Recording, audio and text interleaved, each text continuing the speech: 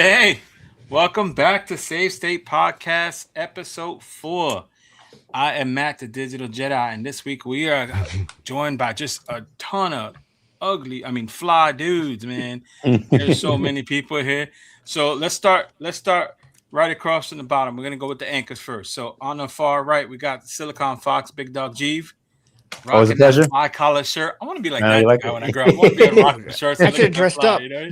I know you guys are underdressed, making me look weird. Clothes, man. Like, look, he leaning like a pimp, like this. You know what I mean? Like this. I can't do that because I'm fat, right? And the rolls start to cold. The cheap thing doesn't work for me, man. And they start pinching and chafing, I'm sure. Yeah, man. And then to the left, I got the other big dog, the cellular fish himself, Mr. Monto Tech. He said the cellular fish. What up?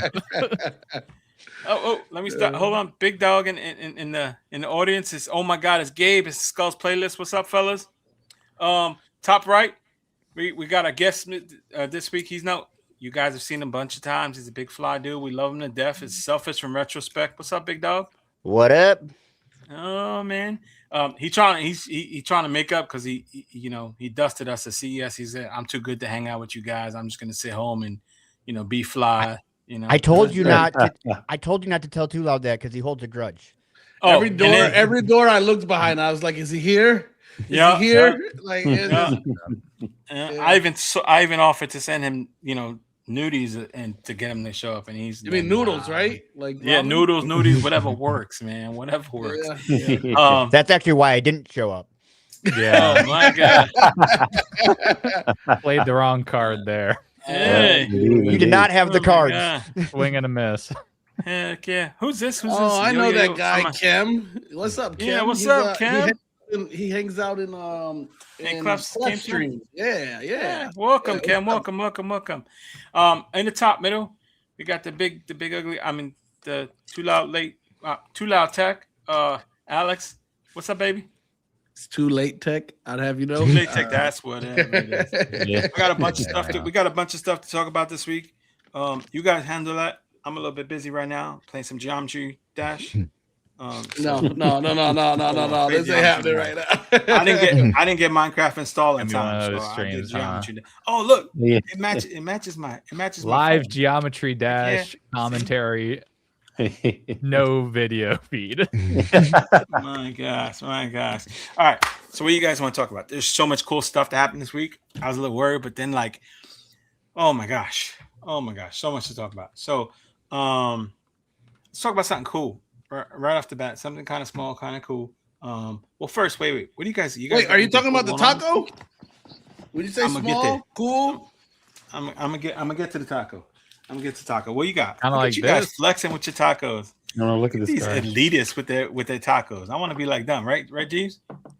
I would say not so much. I like to play, not on phones. So Yeah, I am just curious if Monty's gonna get. I want to be like those guys. I want to be like those guys when I grow up. It came in. Nice. When did yours come in? What? You must have just got yours. Mine just came in like an hour ago. I was just say you just got it. So you guys, I was trying to be. So your M4 and your taco came in today, both. M4 and taco. Yeah, I know. He's just flexing, bro. Just stunning on everybody. Flexing. Gotta have something to flex on because they sent my damn Odin 3 to freaking Selfish. Oh no, mine's sitting in Chicago, or my second one sitting in Chicago. Yeah, mine was stolen. Mine was stolen. EYN just gave me my refund. Oh, they did. Okay. Mine has been mine's been in transit for 42 days now. So if mine beats yours here, because mine's supposed to get delivered tomorrow, but I don't think the post office is going to move tomorrow with how cold it's supposed to be. But if mine gets here tomorrow, that'll be my second Ultra. So I don't see the problem with these Ultras. Yeah, and then look at you seen that Skull's flexing. I'm over here crying because I'm waiting 42 days for my Odin. He's like, I got my Ultra. Days, whatever. Your man is like, how about that one, buddy? Maybe I can send it to you. I don't know. I actually ordered it for Andrew from Retro Handhelds. So don't risk second another one. Postman. Matt's postman has spent 42 days just braving a storm. He's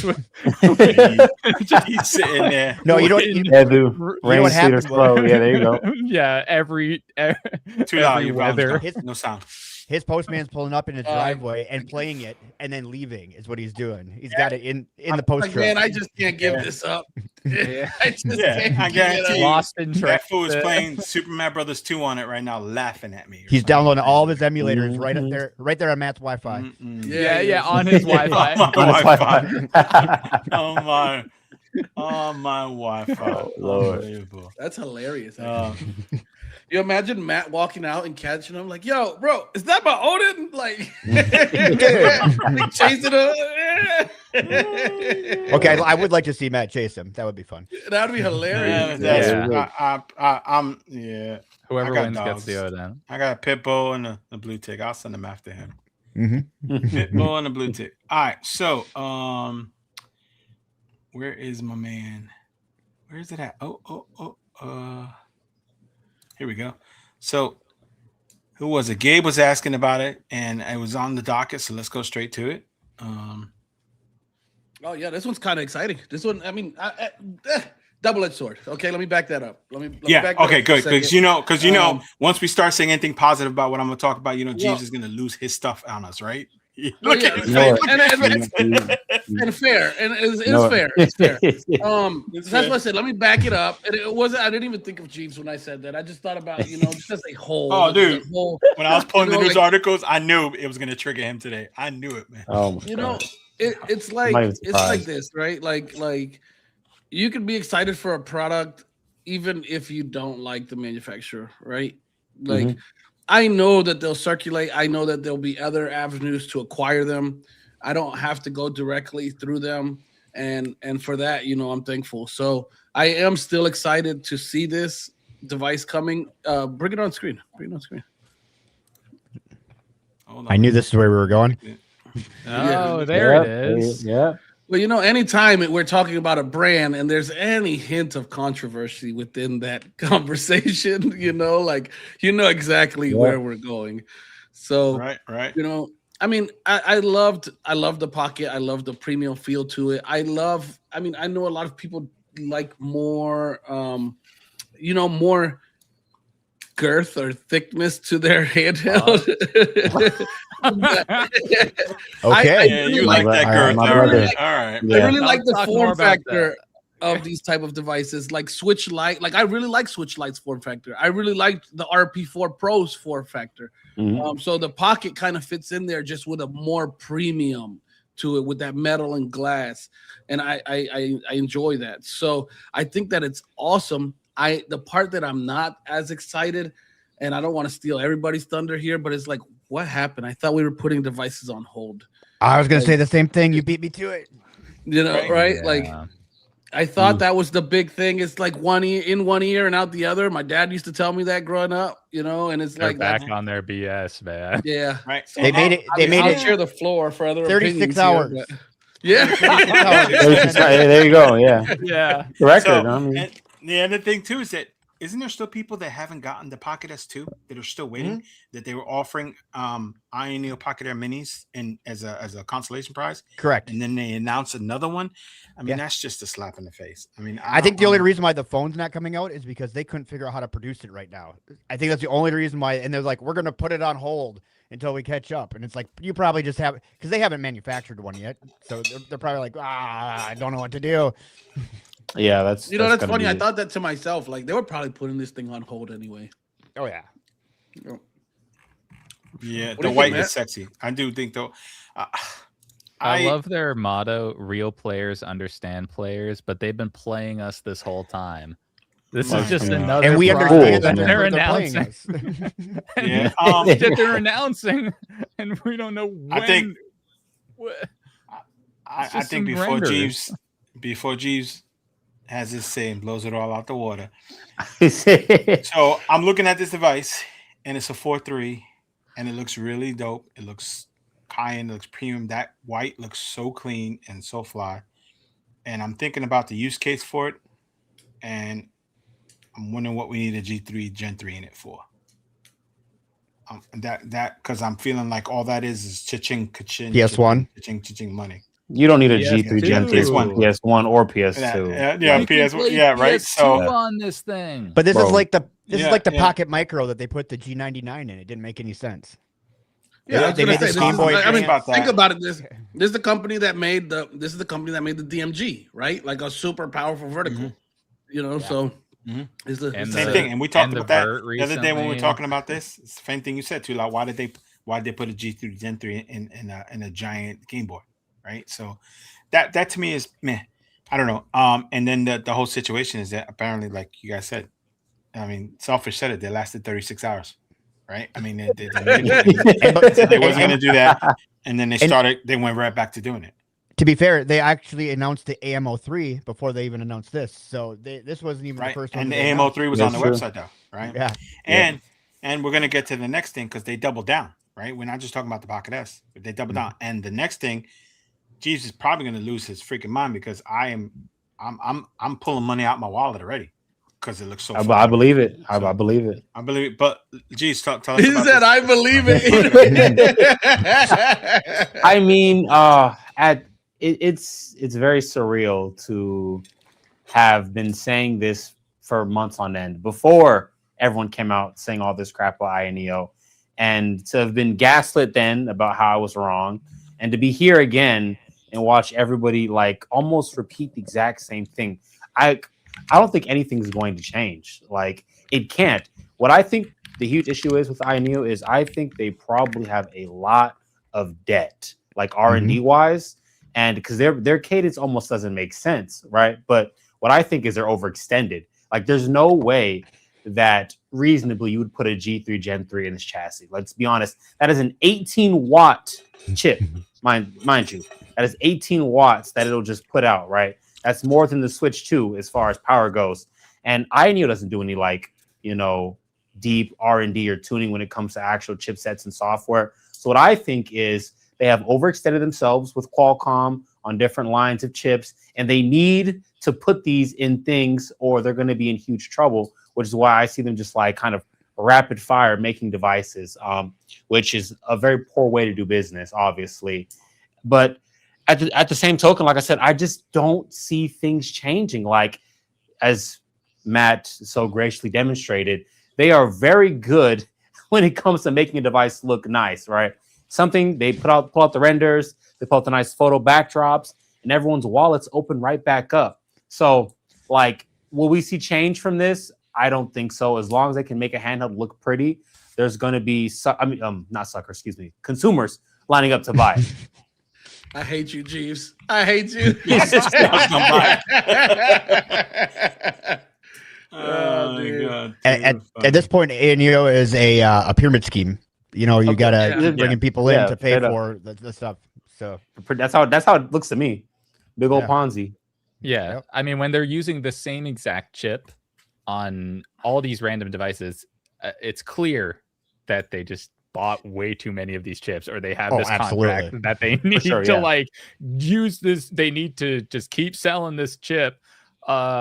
And that's why they're just cramming it in everything and just making 3D renders to just try and keep themselves relevant. Like, it's so, I don't know. I'm like,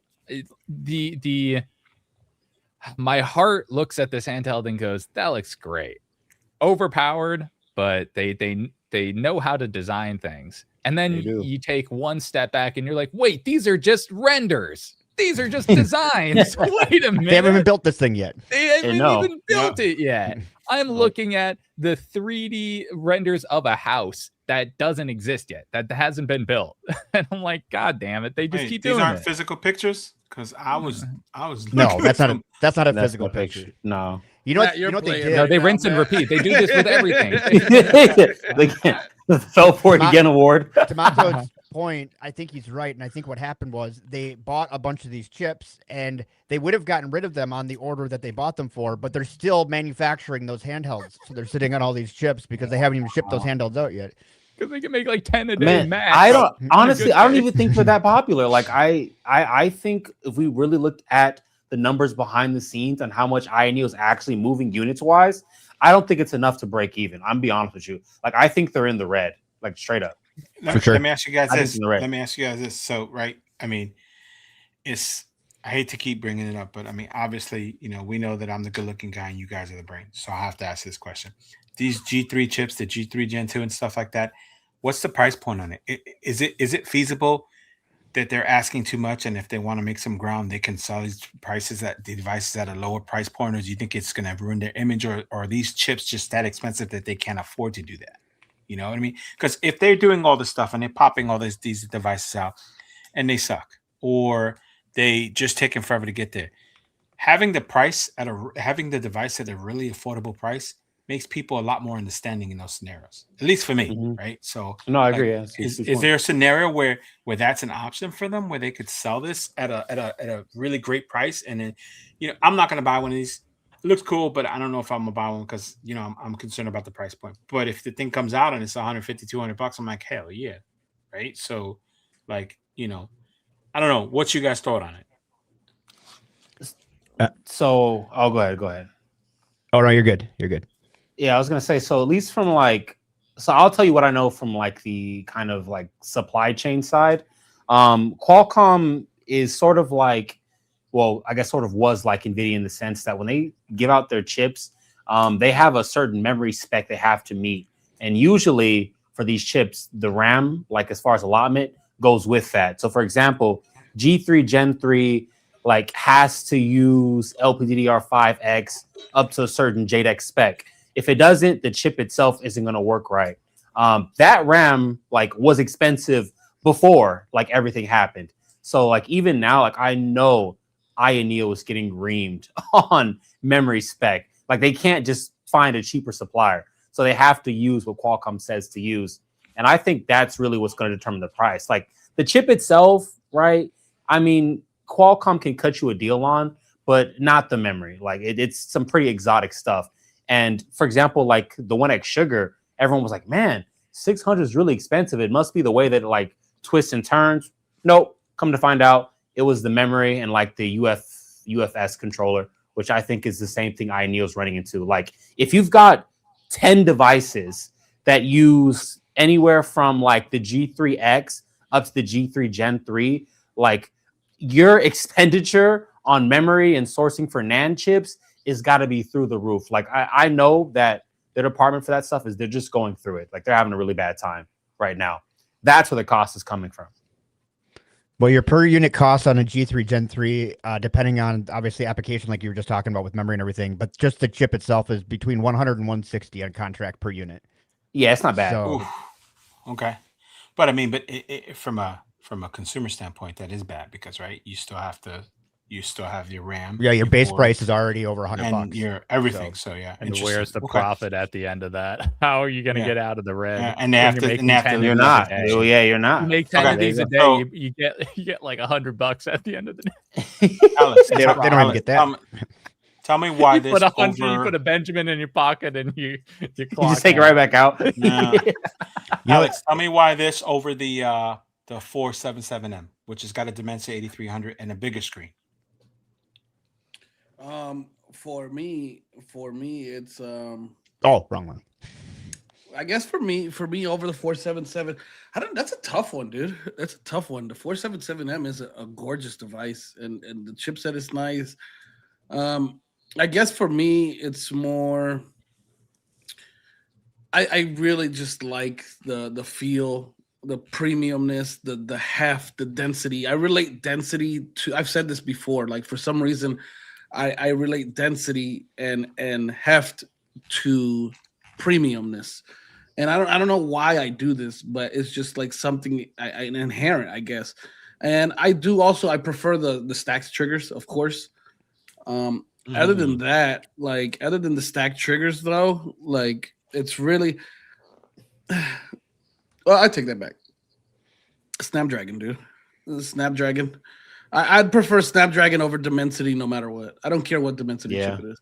Like, if I could get Snapdragon, I'd take Snapdragon all day. I agree with that. But you don't know how dense that the 477M is if you haven't pulled it apart, because that's probably the densest retro handheld I've ever pulled apart. Yeah. That thing's really. Yeah. Oh, I haven't. I have not gotten a chance to pull one apart. All right, Monto. Why 477M over this thing? I don't have the 477M. Doesn't matter. Answer the question. But, I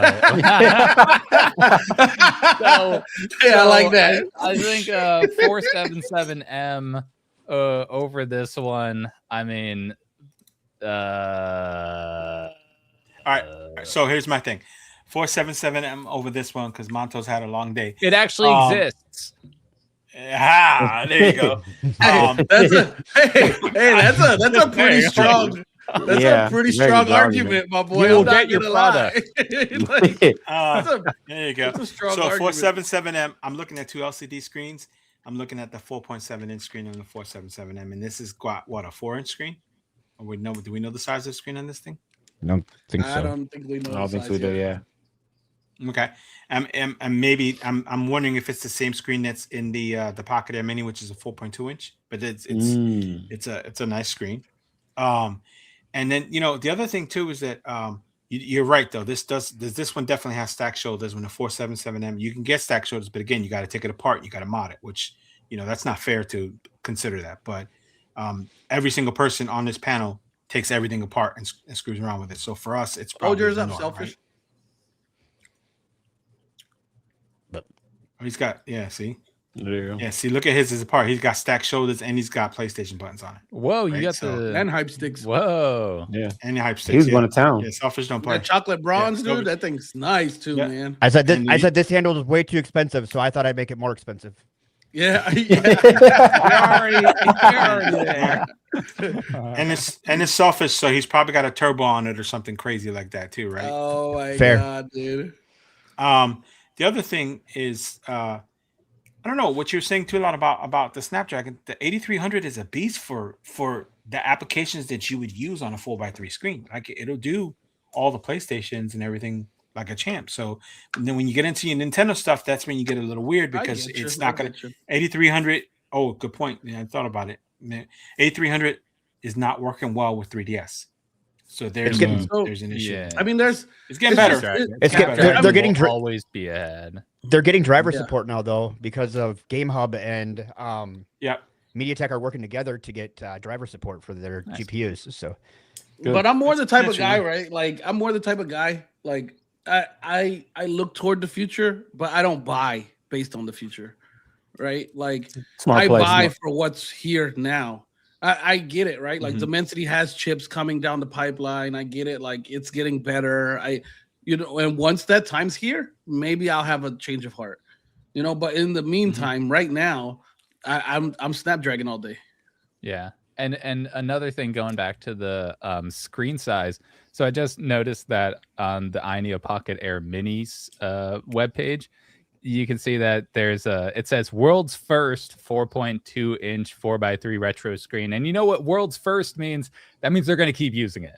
It's exactly what Anbernic did with the LTPS in-cell display. They're putting that thing on everything. So AYANEO most likely will put it on a couple more handhelds. Let me ask you, Brain, something. I noticed with that AYANEO Pocket Air Mini, it got hella ghosting.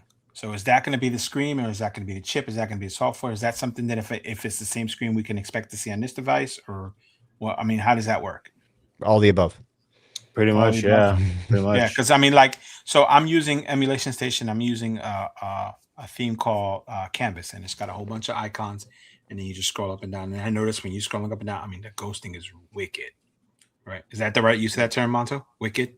Goddamn right it is. Welcome to New England, baby. Hey, my boy Ugg is getting with the program. Wicked pizza.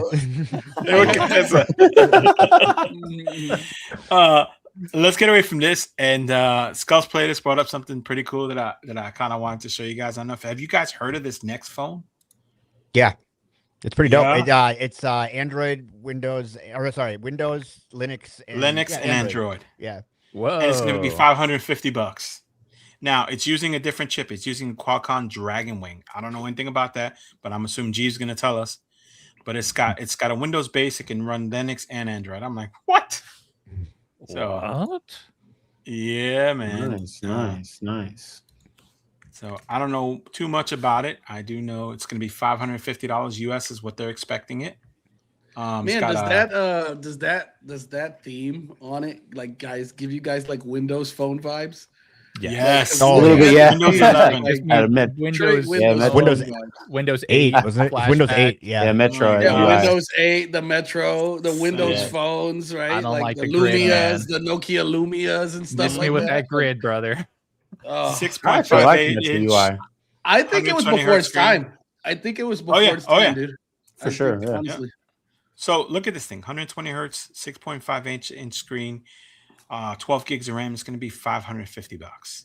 So, and it's Windows, but it is Windows on ARM. So there's going to be some support issues for software and stuff. But you're also going to have Android and Linux as options, which is kind of dope for tinkers, right? This might be like a super duper tinker thing that we all might love. I don't know.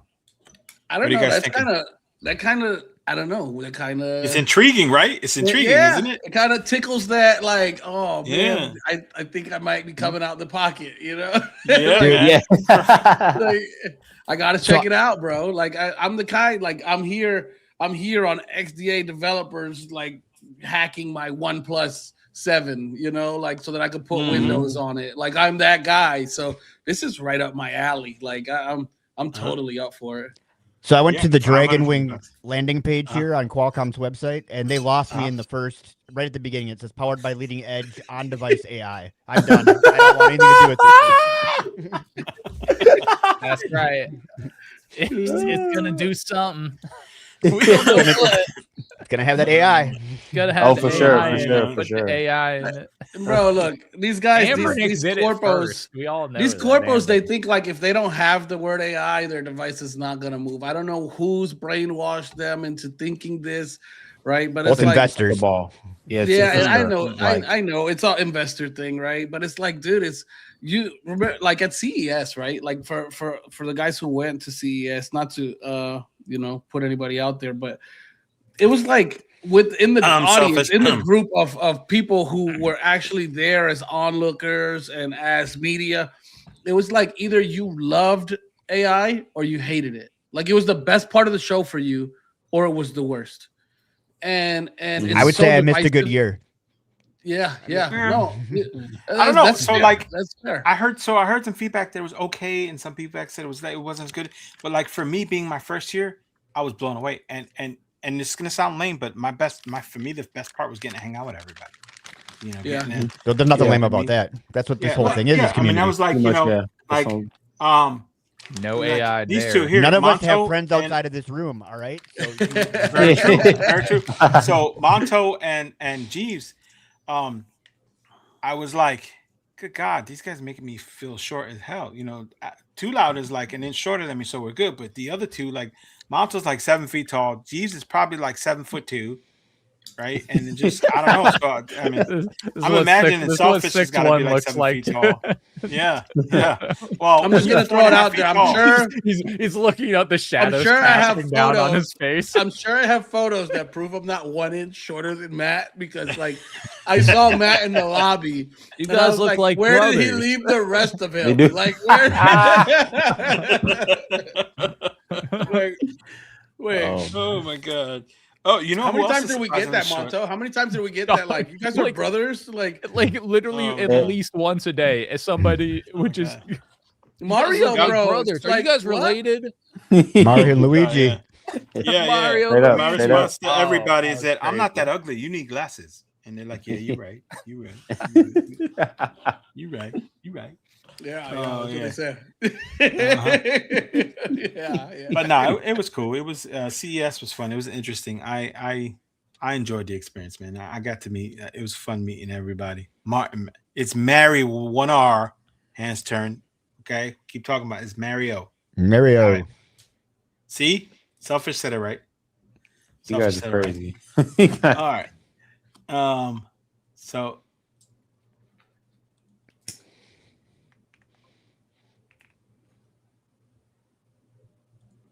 Whoa. Oh, see you later. Oh no, he's muted. If you say it wrong, you're out from now on, dude. Like, that's it, bro. I'm not playing this Team Mario game anymore, dude. Like, that's it, dude. I clicked away to load another tab, and I got a message, and I look back on it, and it says, "You've been muted." I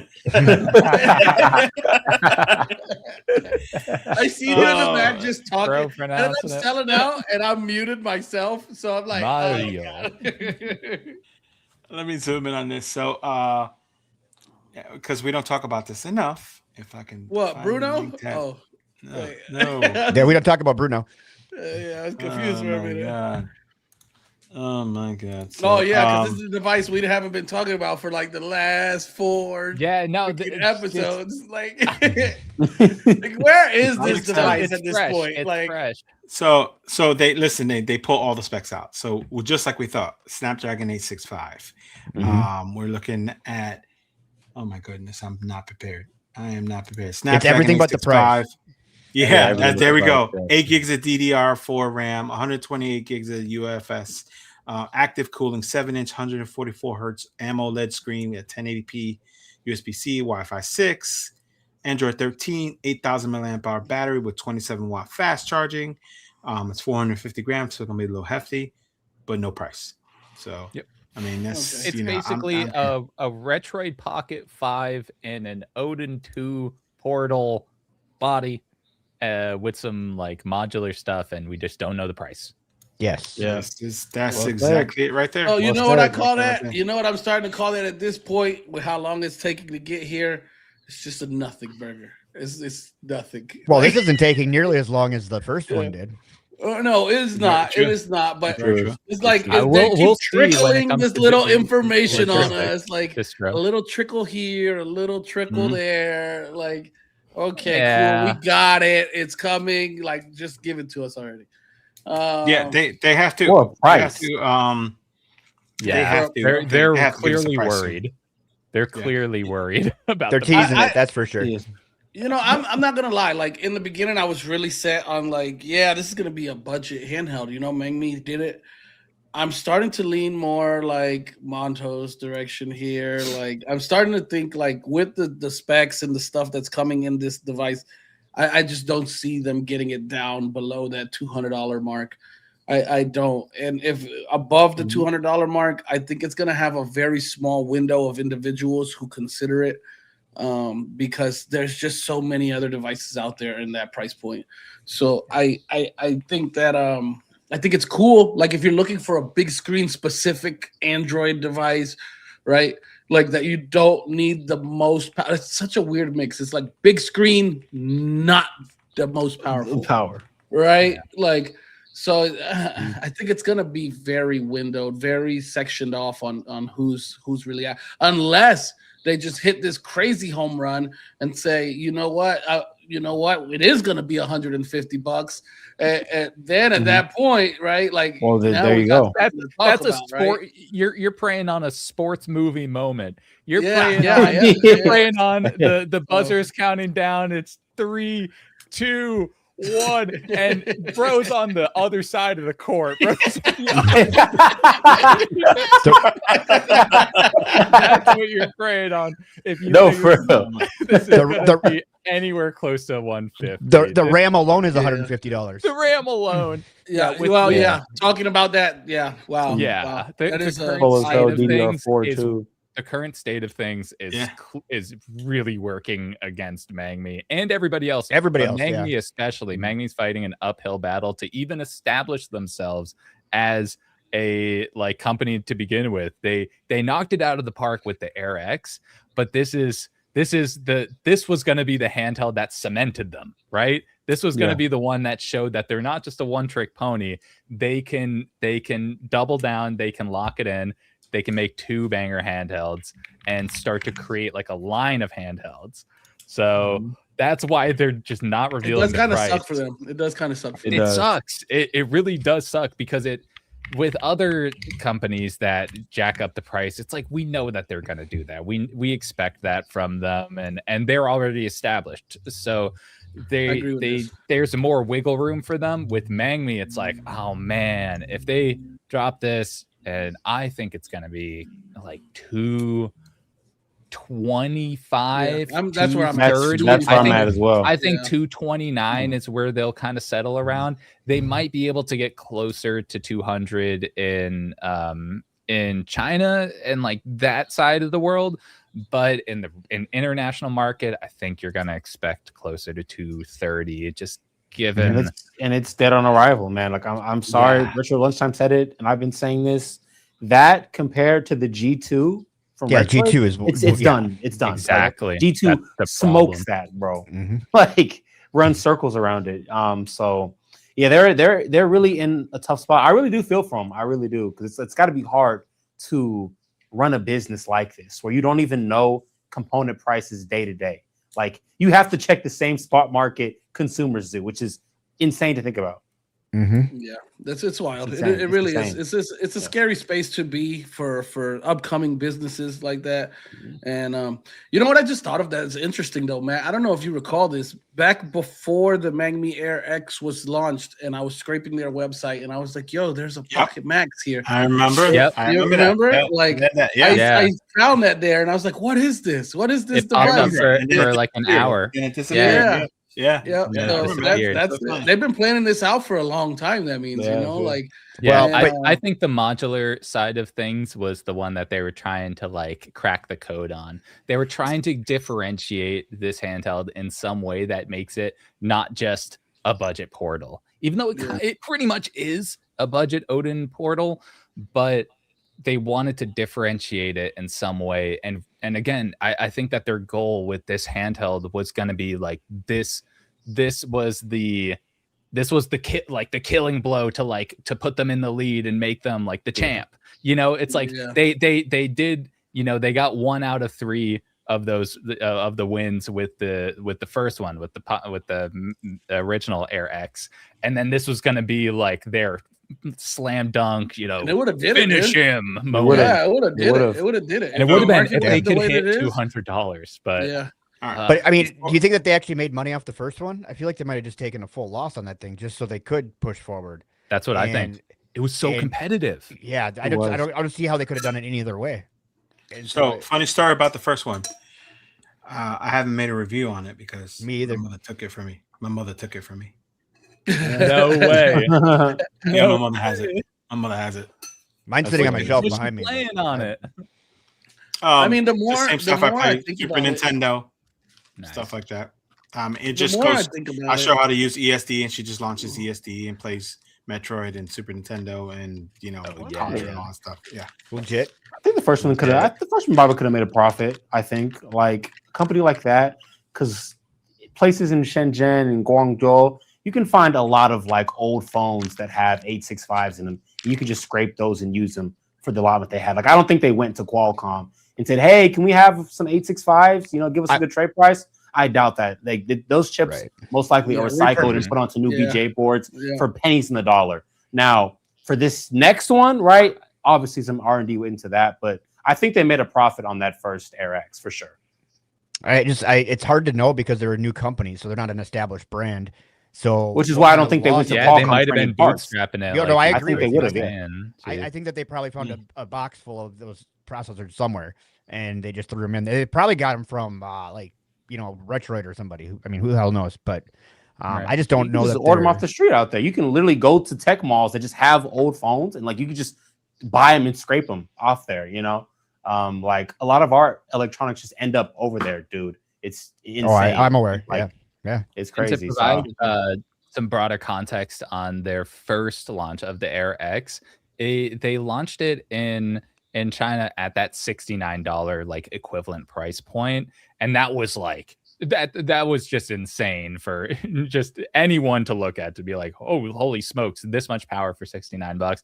But it took them quite a few months to end up bringing it to the international market. And and I think that was also around the time that there was the whole we're still dealing with tariffs and everything, but they were facing some roadblocks back then, but it still took them several months to even get it outside of there. So that might have been a factor, is just like sourcing components and getting the handhelds made and everything. So this time around, I'm I have that equal concern of like they'll announce it for a certain price, but that price will be lower domestically as opposed, and then it'll be even higher outside of an international market. So we'll see this launch price and be like, oh, that's a little higher than we want, but it's still pretty decent. And then we'll get the international price, and it'll be like, oh boy. Yeah, there we go. I'm bracing for impact in that side of things, especially with the modular feature. The modular feature, I'm like, man, it would have been great if you weren't fighting an uphill battle. Do we address the fact that some of their staff is from AYANEO? And maybe that's why we're not getting these things very fast. Oh my gosh! It's in their Learned DNA. Helplessness. Yeah, they can't. Our point of contact came from AYANEO. I'm just saying, like, yeah. So if anyone, for people who aren't aware, it's generally known that MagMe is comprised of at least some former AYANEO staff. So they've got a little AYANEO in their DNA. You could probably see in at least the designs. Oh, the design for sure. But now we're also seeing it in the way they're rolling these out. Interesting. Yeah. All right, let's move on to something else that's pretty popular. And I don't know, I'm not a huge fan of verticals, but I am kind of sort of digging the idea of the oh my gosh, that's a terrible picture.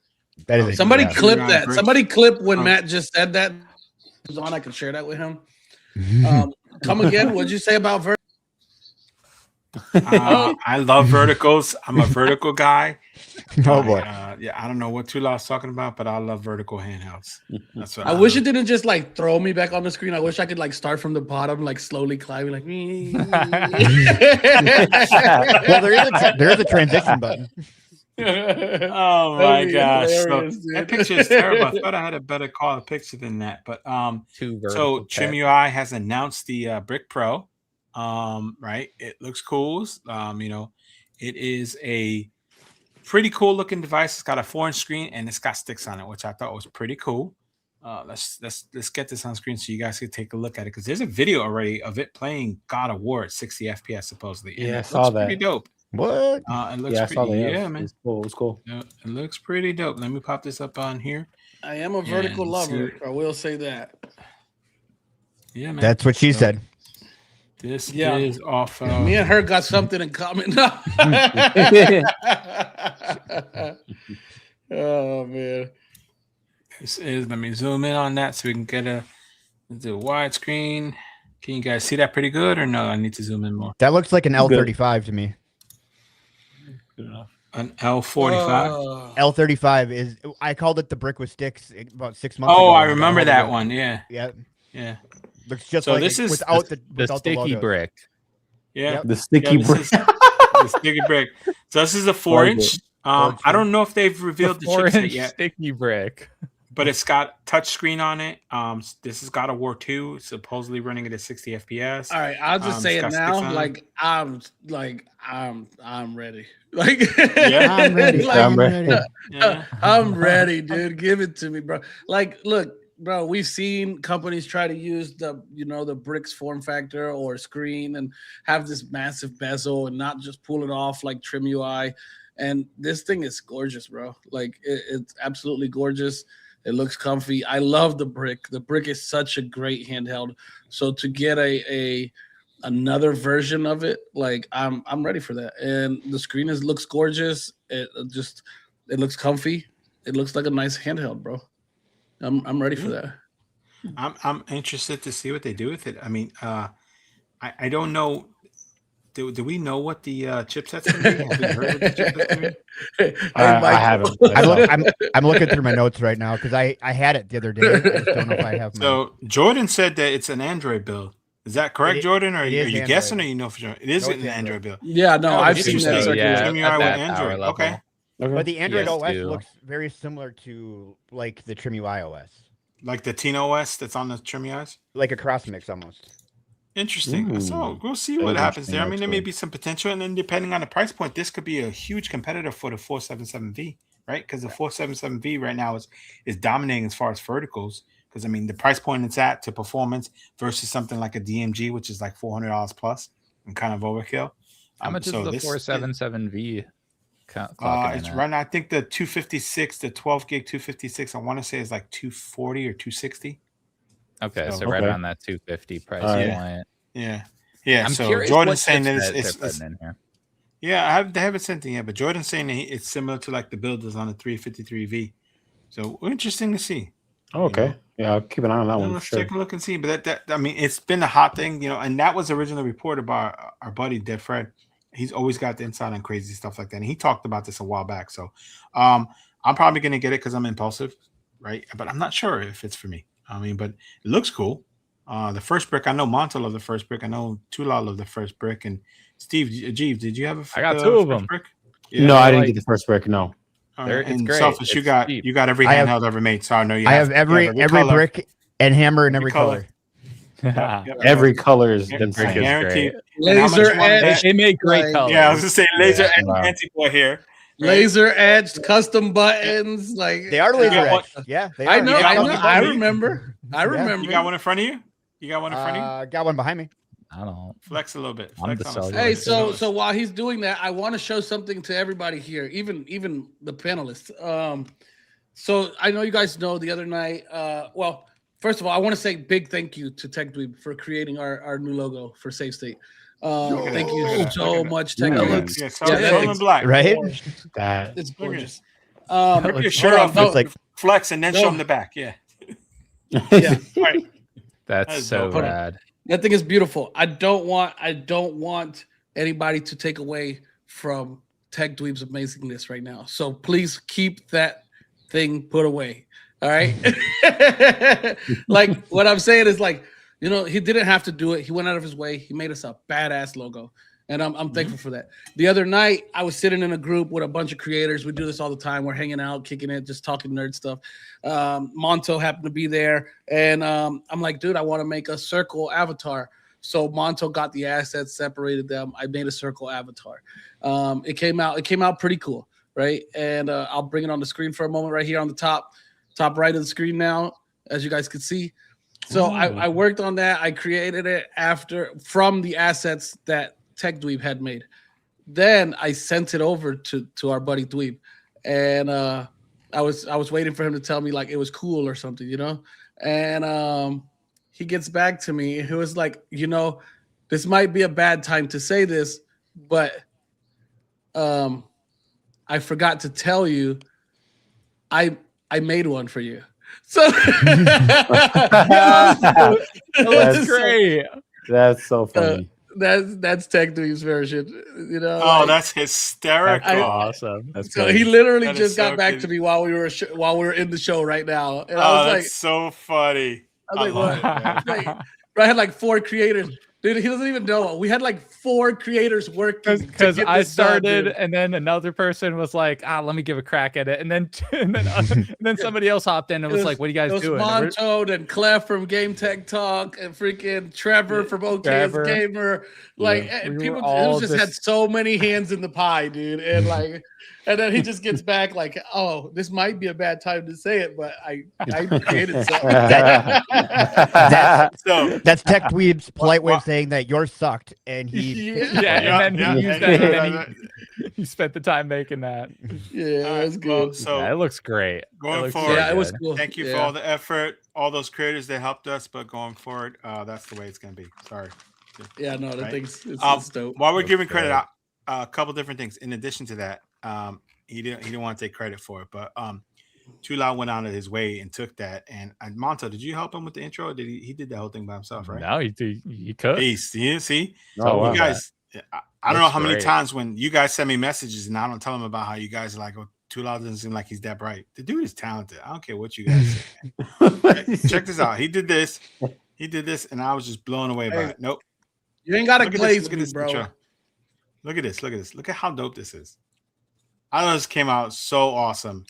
I mean, because you guys know if I would have did this, it'd have been something like, you know, it'd have been like Darth Vader holding a slice of pizza in a can of Pinto Beans. You know what I mean? I mean, right? So, I mean, that would have been cool. Just, And while we're also doing that, since you mentioned it, so if you guys don't know, there's a group, I'm sure you all know that we participate with a group. The group is called Handhelds United.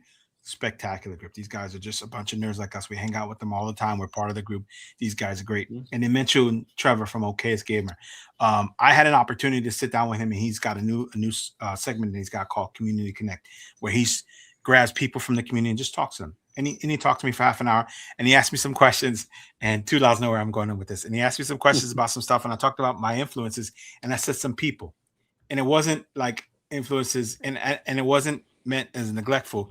But what I should have said was too loud, because he's a driving force and the reason why I got into this. And I didn't give him credit, and I apologize to you for not doing that, because you guys know we're after 30 minutes. He gave me such a rash of shit the next day. I was like, bro, I've been here. I've been your #1 fan. And you couldn't even mention my name. So I'm driving home, and I'm feeling like crap, right? You know, and I'm on this health kick thing. You made me feel bad where I want to pull over and get a Twinkie or something, because I felt bad for not getting him love.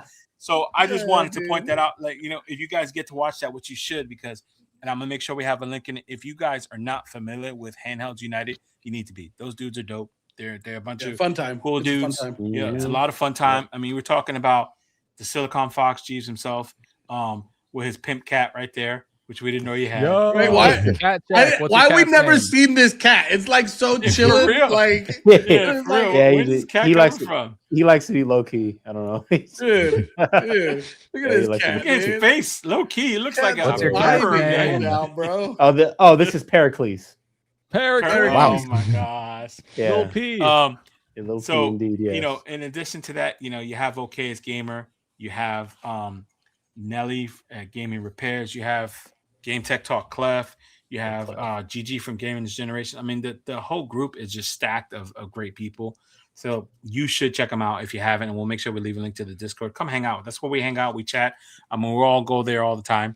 Most of the time, it's like always, we're just making fun of Too Loud and stuff. But I mean, come on and come join us and make fun of Too Loud with it. But we always leave links in the description. So if you feel inclined, go ahead and click it. You know, you'll find us there hanging out most of the time.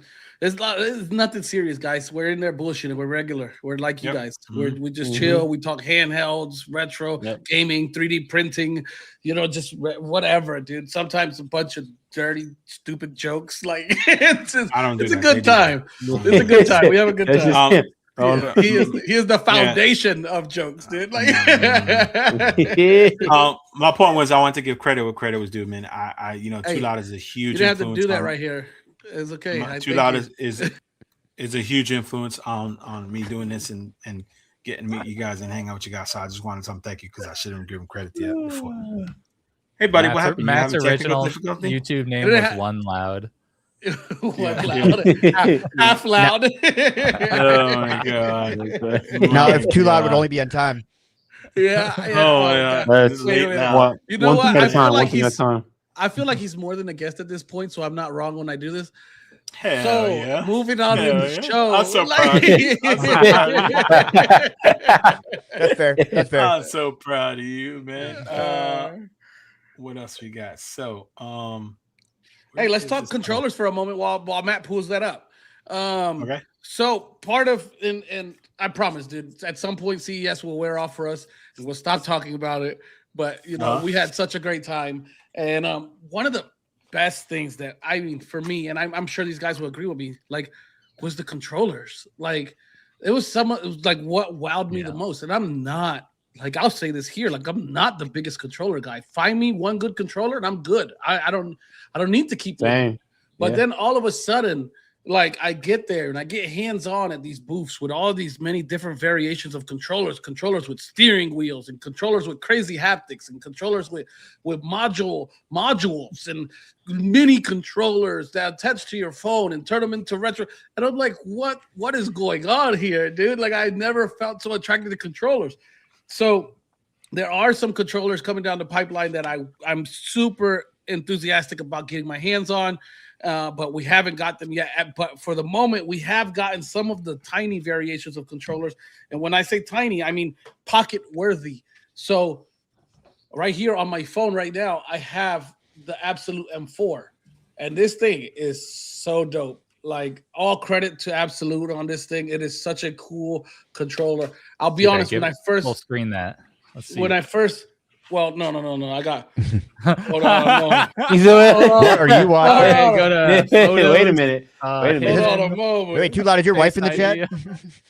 No, she's not. At least I don't think It's so. the orange one. Then again, I Oh, can it's say orange, that it okay. should pop up at any like a moment. responsible adult. Yeah, yep. And then Too Loud, are you able to show the purple one? Yeah. Oh, Get off Only Toes, bro. So good. Get off Only Toes, bro. Okay. So, Get off Only Toes. oh, dude, funny. So I'm opening the game and I'm like, why do I hear Donkey Kong so clearly? It's coming through my metas, and I hear it in my ears. What? So funny. So, but that purple dude, looks so good, man. That atomic purple looks so good. That's pretty cool. so Yeah. good. So, I love it. So I was playing it last night, talking to Clef, and Clef, like, if those of you don't know, like, Clef is our buddy. He's amazing. That's my go-to controller guy. Like, if there's somebody I have questions about controllers, I'm going to Clef. Like, Yeah. hey, Clef, what's up with this or that, or anything I should know regarding this controller? Point me in the direction of something fire. I need this. Like, oh yeah, here you go. There's this option right here. So, anyways, I got this controller, and me and Clef are shooting the crap, having a good time talking. He's wondering what I think about it. In the beginning, I'm playing a little bit, and I'm like, man, I feel a little cramped. You know, playing. It's such a tight, compact controller. I feel a little bit cramped. As I got to playing, I got to Donkey Kong. I got to the railroad cart level, right? And dude, I think I'm gonna beat the railroad cart level in one sweep. Nope, doesn't happen. Anyways, I forgot that it was cramped. I started having an amazing time. Like, it just took my hands to get adjusted to holding it like this. But what I will say is, like, to have this in your pocket, like, just shift it up here like that. It's like a little MagSafe battery, right? And my daughter, she comes to me last night. She was like, Dad, how cool would it be if that doubled as a MagSafe battery? Oh, for sure. Bro, that would go crazy. Like, that would go absolutely crazy. So, you know, look out for that. I still don't have enough time to give like my full take on that. But, you know, the other mini controller that we thought was awesome was the Pocket Taco. And no, before anybody says it, no, they didn't name this after me and Matt. Okay. Listen, no. Yeah, they did. We walk up to the game server. Look, I got proof. We walk up to the game server proof. The box is labeled the Pocket One. It's labeled the Pocket One. We walk up, and the guy's talking to us the next day, and he looks at Too Loud. He said, "I did something for you," and he said, "What?" And with the Sharpie, he wrote over the one. Yeah, just like what Monto's doing. Wait, Monto, he's like, and he's like, yeah. Sure. Yeah. Do it again. Yeah. And then he shows Taco. Yeah. That's exactly what It was crazy. And then, will never not be fantastic. we're like, oh, that's so cool. We want one. And the only person he gets one to is Too Loud. Come on. Yes, the only person he gives one to is Too Loud. He gives us empty boxes. Let's be fair. I was gonna say. And then he's like, "Oh, my bad." Built hopes and dreams first. Like, he built hopes and dreams. He gave out those empty boxes. Then the next day, he gave me a controller. He had to build the hype, dude. He had to make sure we really wanted it. You know? Yeah, you had to be hungry. So the three of us are standing there, right? Too Loud is on the right, and Monto and I are on the left. He walks over, he takes the controller, he hands it to Too Loud, and Too Loud's like saying he does this to us.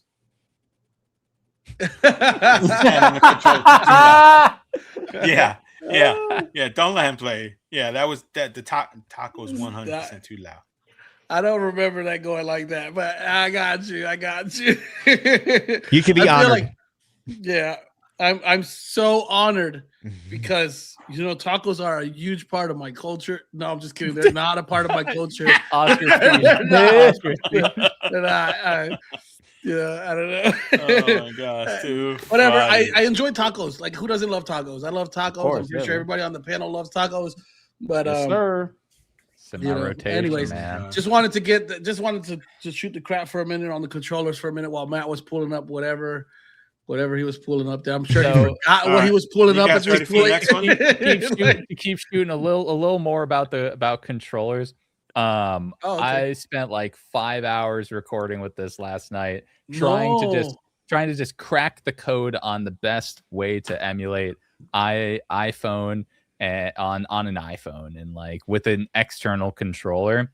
And I didn't realize how much of a rabbit hole it is, because when it comes to emulation on iOS, it is not as straightforward as Android. Nope. Even though people would love you to think that it's so straightforward. If you want the best emulation, you have to switch between different apps and use like Delta for some systems, Manic for other systems. But the problem with Manic is that when you use a Bluetooth controller, the input cuts out every minute, every 1 to 2 minutes. It just cuts out for a quick second. So if you're playing Mario Kart and you're racing in Manic Emu, then it'll just stop pushing the gas for like a quick second. And then you have to take your finger off and press it again. Oh yeah. So when it comes to certain games, it's a little weird. Emulation on iOS is a little weird. Somehow RetroArch is the most consistent experience. We all knew that RetroArch is the way, but it's a necessary evil because it's so complicated. So it is the best. RetroArch catches some strays, dude. It's good. It's the best. It's the best emulation experience on iOS, like the best raw emulation. But it's the worst to navigate and switch between stuff. It's just painful. But it's just Old Faithful. I'm with you. But it's Old Faithful. It's Old Faithful. It works, man. Delta is. Are there any front ends on iOS? Well rounded. If you jailbreak your phone, Delta, right? Yeah, okay. You have to jailbreak only your phone. Just what Delta. Oh, in terms of like there's Manic Emu, there's a handful of other like emulators that are probably like you can console do side specific. loading. Like so Manic, you can get Manic from the App Store. You can get Manic Emu from the App Store, and you can like play 3DS games on more powerful iPhones. But I was so I was so obsessed with the Manic Emu because it has a lot of free features like retro achievements, shaders, a great interface, 3DS support, DS, everything that you want for free. And then you can pay to get even more stuff, but it was just so much for free. And then I found the Bluetooth bug. So I'm gonna hit up their Discord and hope I don't get eaten alive in there, because they're good. Because it's one of those Discords where you go to like accept the rules and you're like, oh no, what am I? I'm walking into a minefield. If I say one wrong thing, they're booting me. They did name it Manic. Yeah, they did name it Manic. And, their developers have a bit of an edge to them, so we'll see. But for right now, I recommend Delta. What is that overall? What's that, Tula? For Bluetooth controllers. So Manic, I gotta thank Clef, because I haven't used my 3D printer in like 4 months, as you know, Matt. And he's been going down this rabbit hole, just designing crap every single day. Like, he opens his printer up for the first time ever owning a 3D printer, and like within hours he's designing stuff, right? Like actually like designing his own prints. And I'm like, dude, this guy's insane. Like, he's just nonstop. So last night, my printer lives in my garage, and it's been so cold here. I have just not been able to print. And so like last night, well, like 2 a.m, I'm like, you know what? I'm done. I'm getting my printer. So like I'm in the garage, getting my printer out. I bring it inside, and but I was just showing you guys. I'm printing a Predator. It's like a Predator wall shelf. It's a shelf, and the bottom of it is the Predator, and it's so sick. And whoa, that sounds that'd be cool. It's super sick. So it's been going for like 8 hours. I just got a notification telling me that it's getting close to ending. So I'm pretty excited about that, especially after I had to like, I was on the phone with Matt today. I'm like dehydrating filament because it got moisture in it from being in the garage. Like just going down this freaking hole. But such a cool space 3D printing gives me. And like you could do so many cool little activities, and especially with handhelds and controllers and all this stuff. There's modifications and stuff to tinker your heart out with. You know, like how infinite accessor machine. You can make stuff for anything. It's so cool. I mean, are Selfish. Are those is that stacked trigger mod you have 3D printed? Yeah. For your 477? Yes. Yep. Yeah. You see? So like you literally have the basis to build any accessories you want, right? Like they're building at houses. an instant. Let's be honest. Yeah. That's now you're taking it to the other extreme, right? Like, but it's true.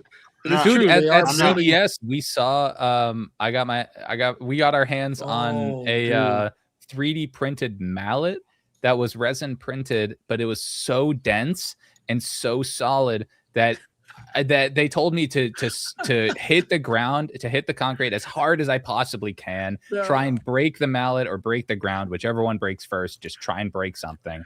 And I just kept whacking, and I ended up breaking concrete with a 3D printed hammer. Oh wow!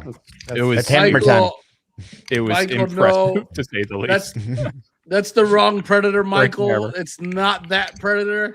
Not that one. Oh no, he's 3D printing him. Oh, look at that. That's crazy. Did that print in color, or you painted that?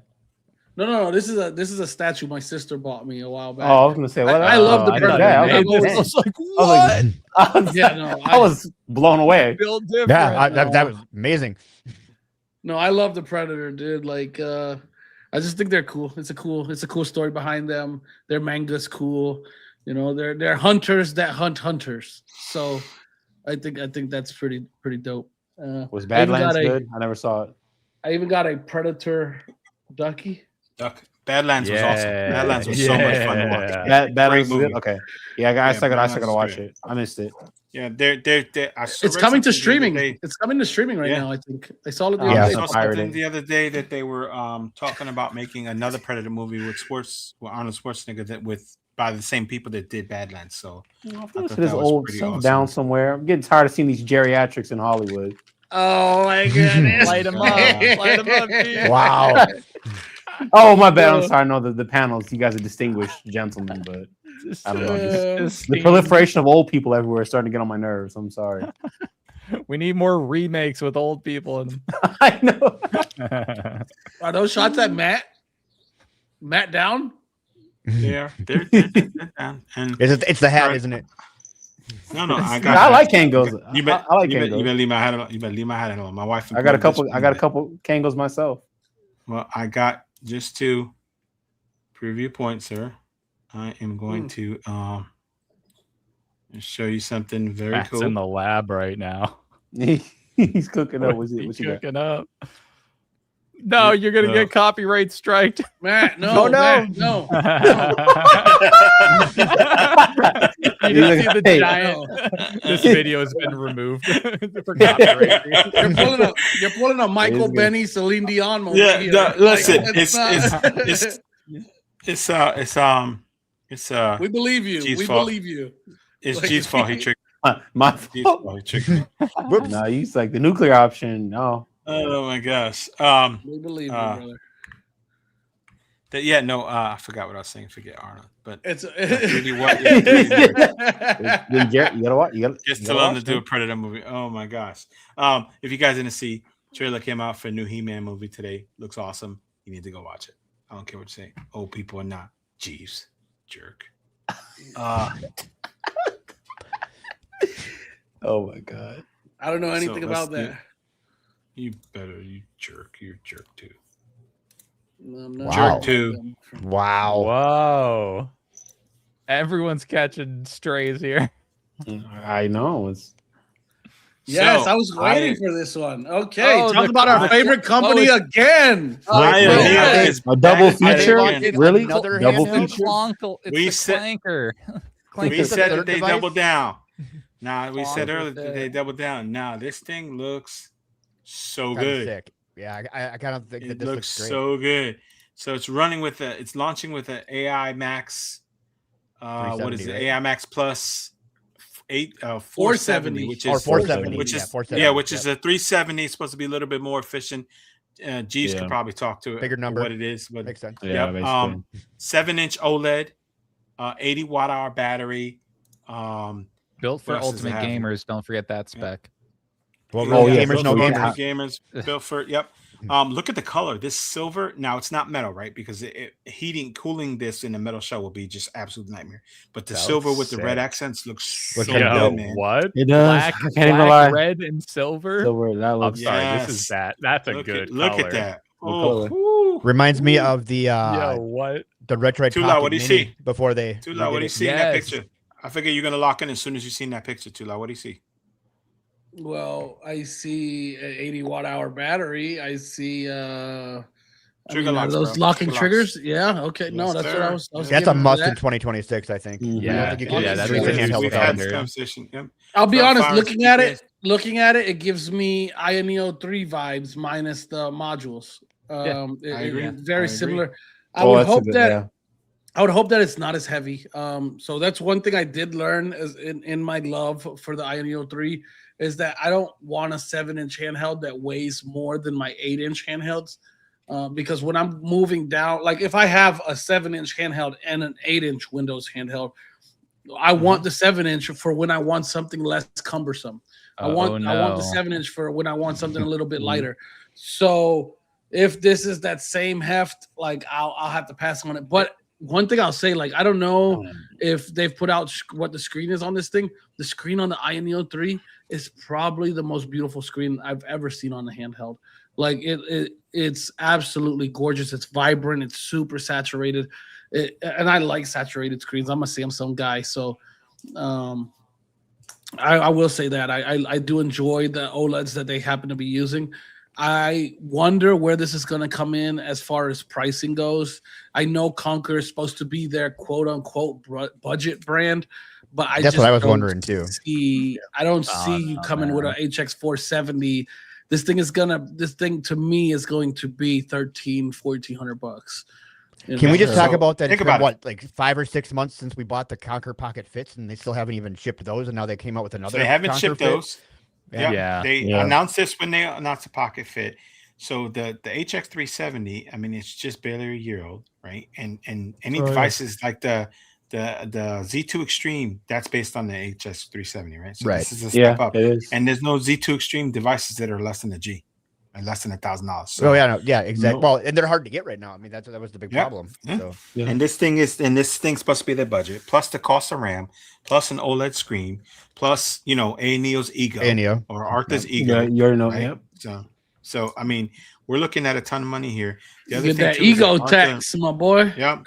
So Arthur said in this thing, and when he announced it, that it's at least 6 months out. So he was upfront about it. They don't have no launch the page yet, but he said the thing is at least 6 months out. That doesn't mean that tomorrow they're not going to pop up with Indiegogo, expect you to throw money at it. So buy the 470, get it after the 570 comes out. Yeah. So they'll take money as soon as they can. For sure. This thing to me looks insane, like to the point where I want it, where I'm willing to suffer Jeeves' wrath for throwing money at it. This guy. Oh, this guy. I can't let you live it down, man. Especially if you end up selling it after having it for like 3 weeks. Oh, somebody did that with an AYANEO 3. I don't know who that was. What? I think Jesus is having technical difficulty. I don't know what's going on there, and we lost them. Maybe I may sell after 3 weeks, but it looks so good to me. I'm really excited. It does. That's a striking design. It really does. I've heard that the fits are really comfortable. I just have never held mine, so I guess I couldn't tell you how it's going to feel in your hands. You never got it. I'm curious to see what I mean. But again, they like CELLPHISH pointed out earlier. They said they were going to do this, and then that lasted for 36 hours, and they throw out 2 devices at us. Right? 3 with the A30, the Pocket Mini, and this. That's 3 devices since they said they weren't going to do any. Oh yeah, the Pocket Mini. So really quick, I don't want to get copyrighted here. I hope we don't get copyrighted. But I do want to say, when I look at this device, it makes me think of this creator I just seen, and I gotta. Probably wondering is, did I meet the freaky robots? Oh my God, this is so good. To shock you. No, I didn't. But if I did, I would have. Fine ass Robo Cheeks did you a WD-40 haptic feedback. I'm gonna spank that clanker. Thermal paste. Anyways, that was all. Oh shit! Oh, that's fantastic. Who was that guy? I don't know, but he was unhinged. I'll tell you that. Guy was on I watched that. So I played in the car, right? And I listened to it. I'm driving. I am not kidding. I had to stop it. Tula called me yesterday afternoon. He's like, "What do you know?" I'm like, "I'm washing my car." He's like, "Why are you washing your car?" I'm like, "Because I watched Monto's video and I spit coffee all over the dash, all over the windshield. So I had to pull over and clean the car." Dude, that was so good. Oh my god! Absolutely. Shout out to anyone who made it that deep in the video. That was for you. God. I let my wife watch it and she's laughing and she's like, "He didn't seem like he's that wild." I'm like, "He's an animal, man." Oh, for sure. But basically, I shared that to say that's how the Conquer fit has me feeling by looking at it. I don't know. Yeah. I don't know about anything else, Back but Conquer. it's gorgeous. It's gorgeous. It's absolutely I want to stunning feel that looking Conquer device. spit. They Yeah. test the thermal paste and that'll be due for it. Dude, that was good. Oh my god, that was so good. That was so good. I'm glad you brought that up. That was great. I want to see where this goes, what they do with this, what the price is, what the turnaround time is. I just want to see all of it. I think this is going to be a prime example of, because this is going to be premium. This is a terrible time to push a device like this with the cost of hardware and their history of stuff. And he's upfront saying it's going to be 6 months. So I want to see and I think back to Jeeves' point earlier, I think he's right. I think they're just pushing the stuff out because they're struggling, but they're pushing this out on their budget line. It's Conquer. It's budget. Don't worry. Yeah, but Conquer is supposed to be the budget line, and then they released does that logo say Conquer twice? Yeah. It does. It says Conquer? Conquer. You're conquering the Conquer fit. Yeah. My gosh. No, So but I mean they've already say- failed on that line. Fit. Come on, this is the refresh of the 370. Why didn't they just use the 370? Right. AMD has not canceled the HX 370. You can still buy those. And we know the 470 costs more than the 370s. Well, that's the trade thing, chip right? wise. If they were trying to be budget, they would have used the 370. Yeah. So we know it's just BS. We already know. You've already lied. They released the AYANEO Pocket Air Mini, and then not under their budget line. They released that under AYANEO. So I think they put them in. They got them a little backwards. They put them both. They swapped the contacts in their phone. And they're sending designs to the wrong companies because we got like a $350 handheld first, and now we have like a $1,300 handheld. Easy, yeah. I think, man, if I would be shocked if this one comes in for $1,300. This is kind of an unreported, but the 470 they die shrunk it. It's on 3 nanometer now instead of 4. Yeah. So you already know we're gonna have to pay the 3 nanometer tax on top of everything. So this will be nowhere near budget. If it came in at 13, I would be shocked, falling out. And what type of gains is the 470 giving us? Because from what I've seen, it was 5%. It wasn't. It's just 5% if you're lucky. It's just efficiency. Yeah, you're right. Yeah, so big battery efficiency for sure. They also shoved an 80 watt-hour battery in there. This thing is gonna be dense. It's gonna last. It's gonna last almost 2 hours at 60. There's a picture somewhere, and I wish I had it. Maybe somebody had comparing it to the Conquer Pocket Fit to show how much bigger it is. It's huge. It's Tula says AYANEO 3 size. It's huge. What I would have liked to see preferred over HX 470 device, and I know we're probably a little ways out because we're just starting to see devices come with them. It's like that 388, like something like that, like the 388 chip or the 392 chip. More so the 388 chip when it comes to gaming. I would love to see that. I would love to see where it comes in at pricing. Just getting that 395 gaming performance, but at a lower cost, hopefully. I think that is a better option than a 470. Did you see? Okay, this Panther is Lake. on topic. Panther Lake. Oh, go ahead. Well, that's not. Well, we know the ball. The ball is in their court, right? The ball is that's the only game in town this year. Right. Honestly, right? You guys are stealing my thunder. We're gonna segue to your that. thunder comes slow, dude. I'll tell you that. Like your thunder is the slowest lightning I ever saw. It's like trickling down, bro. Is it like geriatric lightning? Geriatric lightning. Yeah, it's geriatric lightning. You hear the boom and then you see the flash like 3 days later. What that superhero name is Geriatric Lightning? Oh my god, that would be a badass username. Super G for sure. Super G for sure. Super G for sure. Is there a scenario? What if this thing, since it's their budget line, what if this thing came with an 8840U and it was $600? Oh, that would be killer. Okay, yeah, that would be killer. Yeah. So wouldn't that be more apt, or is the 7840U? I mean, because we were all hot on the Orange Pi, Neo that was going to come out with a 7840U. Dude, I wanted that handheld so bad.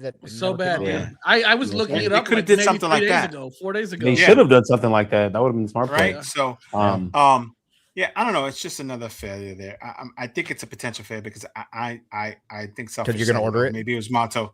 Well, I'm gonna order it because I'm a chump, right? But you're taking one for the team, Matt. That's what it is. Probably never gonna see it. One for the team. So how does it? I don't know if you guys heard this. Well, let's trickle that thunder in a little bit faster here. So let's I know. Okay. Well, stop interrupting me, youngin. So I know.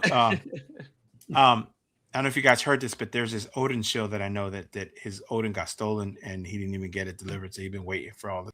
All right, moving on because we're so tired of hearing about this Odin, my boy. Like what we're here for today is we're gonna start talking about who's the only game in town when it comes to chips this year, dude. And I'm not, and I'll say this like right from the get-go, like I'm not an Intel guy. Like I haven't been for years. I have not either, but I have to admit, right? Like it is the only thing in x86 that is captivating this year, right? Mm-hmm. Like we're looking at something of 70-80% of 395 performance at a much lower wattage. What I think like 60 watts, and we're drawing in 80% of 395 gaming performance, something like that, right, Jeeves? Yeah. Like that's interesting. That's bro. Like that's a game changer, dude. So what I would like to see is like who's gonna be the first one to jump on the bandwagon for this in a handheld, right? I hope it's not AYANEO because we'll get it next year after Medusa Halo. It'll be MSI. Well, because they've been running Intel. They've been running Intel the last couple of years. I bet you it'd be MSI. I bet you they got some contracts since they've been running Intel. I got dibs on MSI or even. Oh, go ahead, man. There is a new clock coming. It's an AMD chip. It just hit. It's already available for order at Best Buy. Oh yeah, It's a Z2 Extreme chip. It's A8. It's $1,200. The other thing if you guys watch, if you guys watch Intel's show, they said that there's going to be they said plural. There's going to be handhelds with the Pinto Lake in it, and they had a big handheld up on the screen. Yeah, and they had a bunch of brands on it too. Label back there, a bunch of brands, not just they had MSI. Yeah. So I also imagine 1X is going to do something because 1X also does a lot of Intel, right? Like they're not very biased on what chipset they go with. They'll dibble and dabble on both ends. Yeah, so, they'll probably be the first. Like just I honestly, that's my expectation. They'll be the first, like shipping wise. I'm almost positive. Like in fact, so I'm under embargo. Don't do it. I will say embargo lifts in like a week. So the video I have for that device will go live. But it is running Panther Lake. Yeah. You guys saw it. We were all there. Hey, I know. I just didn't want to. You were under embargo, bro. I didn't want to put my toes in muddy water, my boy. Like I was like, hey. No, you gotta get murky sometimes, man. You gotta get murky sometimes, dude. Boy. No, I'm excited for Panther Lake. I think what I'm a little disappointed about is like Intel's been saying they just don't have supply. Like they put out another press release a couple of days ago. Like, look, guys, we're hoping to ramp to like 7% month over month. They just don't have enough chips of 18A. And once they make 18A, it still has to go for packaging to Taiwan for TSMC N3. I love the technology. I really love it.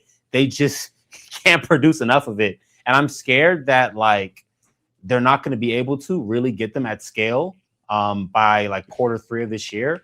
And the price is going to reflect it. Like they said straight out, like each chip is $165,000, right? Or sorry, wafer. So each wafer is about that much. I was gonna say that's a really expensive handheld. Then if they're each wafer is that much. Don't they send it from China or Thailand to the U.S. and then send it back there to finish? It has to go back. Yeah, it has to go back. So, dude, the amount of tariffs they're gonna pay on that thing is gonna be ridiculous. Yeah, I mean, we don't have manufacturing stateside yet. No, I'm just kidding. Well, they do though. Intel has their part of it stateside, so it's going to Intel and then going back. But it's not even at capacity. Like they said in the Washington Times, it's like they only have one up in Oregon. Arizona's not even doing anything 18A like yet. A year and a half out. Yeah. Which is crazy. Only having fab capacity in Oregon, that Oregon fab is tiny. Is super, super small. You want to pull that, Matt? Rip. Oregon got him. Oh. Jeez, your microphone's there. So funny you said it, and Retro Lunch Michael Benny made a reference to it. So AMD is claiming that even still with this, that their chips are faster and more efficient. Well, you would too if you were AMD. Yeah, of course, right? And I saw that another somebody you can catch on Handhelds United. Tech guy Bo had responded to AMD's post. I don't want to put his response in there because it's a little bit rough and Tulaw's a little bit delicate. But basically, it was saying that it was referencing to that it's not accurate information, right? And it's kind of based on the older technology, not where Panther Lake's at. I am super enthusiastic about this because I had the claw. You guys heard me talk about it a gazillion times, and it was a lot of fun, and it's so amazing. And they kept working on it, and it kept getting better, and it kept getting better, and it kept getting better. And I think there's a huge potential in what we're going to see in Panther Lake, and I want to see what the future holds for it, and not just in handhelds. We're talking laptops and stuff. And I mean, I don't know. Too Loud and I were talking and discussing what we should call this episode, and we're saying 2026 the year of Intel, and he's like, well, can we really call it that if that's the only game in town? There's some merit to that thought. But that being said, with the only game in town, this is their opportunity to jump back in the spotlight, right? Because AMD's never had to play catch up before, and now they're playing catch up, and not just on the handheld space, but on everything. Because I won't say they've never had to play catch up. Not AMD. I'm sorry, not AMD. Intel. It's been a while. Yeah, Intel. I'm sorry, I meant AMD. But now, with the chipsets how many people, is there still a lot of people building PCs with Intel processors anymore? A lot of people doing AMD because of price, right? Yeah. So now Intel has an opportunity. And a good point of example is that when I was building this computer earlier this year, I put in an Intel Arc GPU unit, and it was awesome. And I got it for like $200, and it was awesome. And I was looking at some today. Jeeves could speak to this, but like the B50 Pros, they're like $300 or something like that, aren't they? Yeah. I was just looking at those actually recently too. Yeah. And they look like they're absolute beasts. Now, don't get me wrong, I'm not the bright one here, but I mean, they look like they're beasts. I know I had which one did I have too loud? Was it 8770 or something? The A770 or something like that. A770, yeah. Yeah, it was like whatever the previous year's top of the line. When I got it Micro Center, it was like $200 or something. And it was so cool. I mean, we were running, I know it's cheesy, but it was running like Destiny 2 or something like that, and we get like 300 frames a sec. It was really good. It was a lot of fun. It was $200. Say less, GG. I'm changing the title in post. Oh, I love it. I'm changing the title in post, bro. That's a really good title. Oh, that's a great title. Yeah. So how are you guys feeling? I mean, is this their year? I mean, are we excited about what they got going on, or are we just kind of going to the default and the fact that it's the only game in town, right? So, what do you guys think? Intel is though really good at fumbling the punt return. So I guess we'll see, how this all turns out. But right now, it's looking like Intel is literally the only ones that are going to be doing anything. I mean, even the performance, or are you just kind of? Okay. So here's the thing: is like I like Steam. I like you're having some of those options. Problem with going with Intel in a lot of situations is you're not going to be running anything Linux on them. Huh? Well, GPU or not GPU. Intel's great for Linux, like mobile, and there are cards are really good for Linux. I guess I've never had good luck with Linux and Intel, like ever. Really? Wow, that's surprising. I guess, but to be fair, it's been probably 12 plus years since I've even tried. Oh, God, how old are you, man? 12 years. What are you, ancient? Yeah, I'm 13. Gotta be at least 50, bro. But it has to have been at least probably around 12 years since I tried it. But I could never get Linux to run right on. Oh man, you should try it again, bro. There's been like Intel's. It's pretty good with. If you want to send me a GPU, if the prices the way they are, I'll definitely hop on that one and give it a shot. This guy, he's got jokes. It's a character. I'm pretty excited. I'm pretty excited for Intel this year. I mean, I've been talking about Panther Lake for a while now. My goodness, a while. You've been going on about a while. Like we've asked you to shut up a couple times. I know. I can't help it, man. I can't help it. But no, I like what they're doing with the B390 GPU. I like their kind of refined architecture on the mobile side. I think they finally kind of perfected the low power cores on the CPU tile as well. Like Meteor Lake was okay, but it was pretty bad for efficiency, I felt like.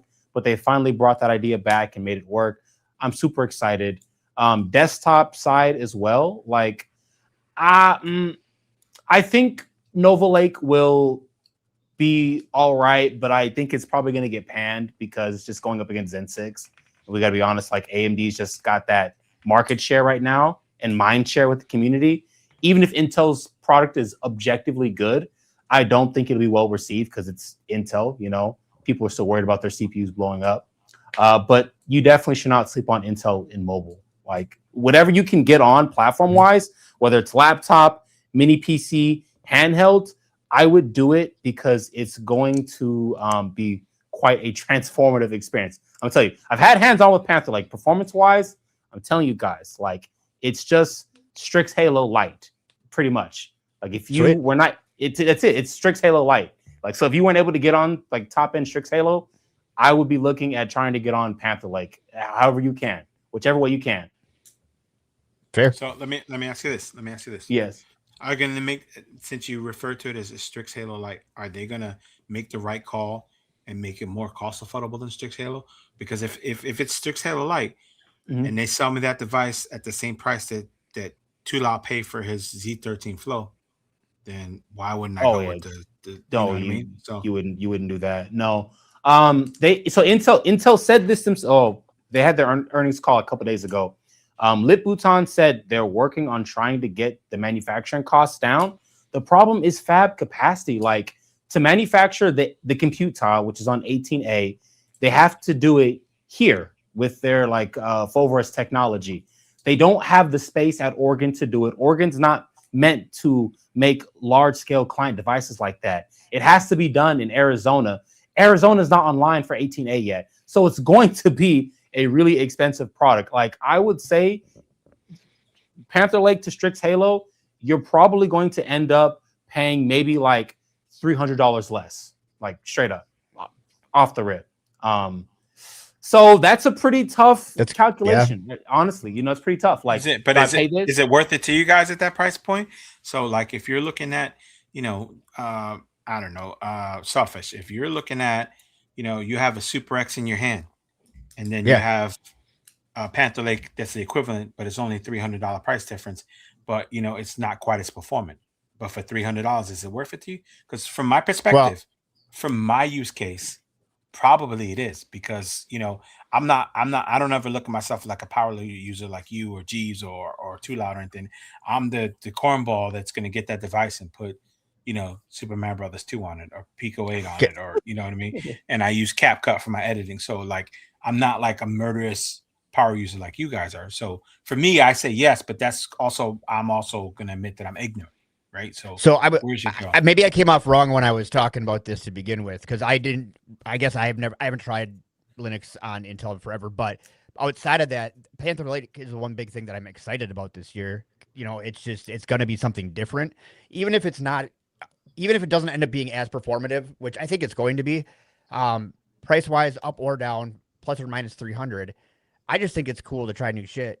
And we're about to get something that's new, and so I want to see what it can do, and that's going to be the option for something new to try this year. So I mean, I'm gonna figure out a way to hustle somebody to send me something with Panther on there, and we're gonna make some stuff happen.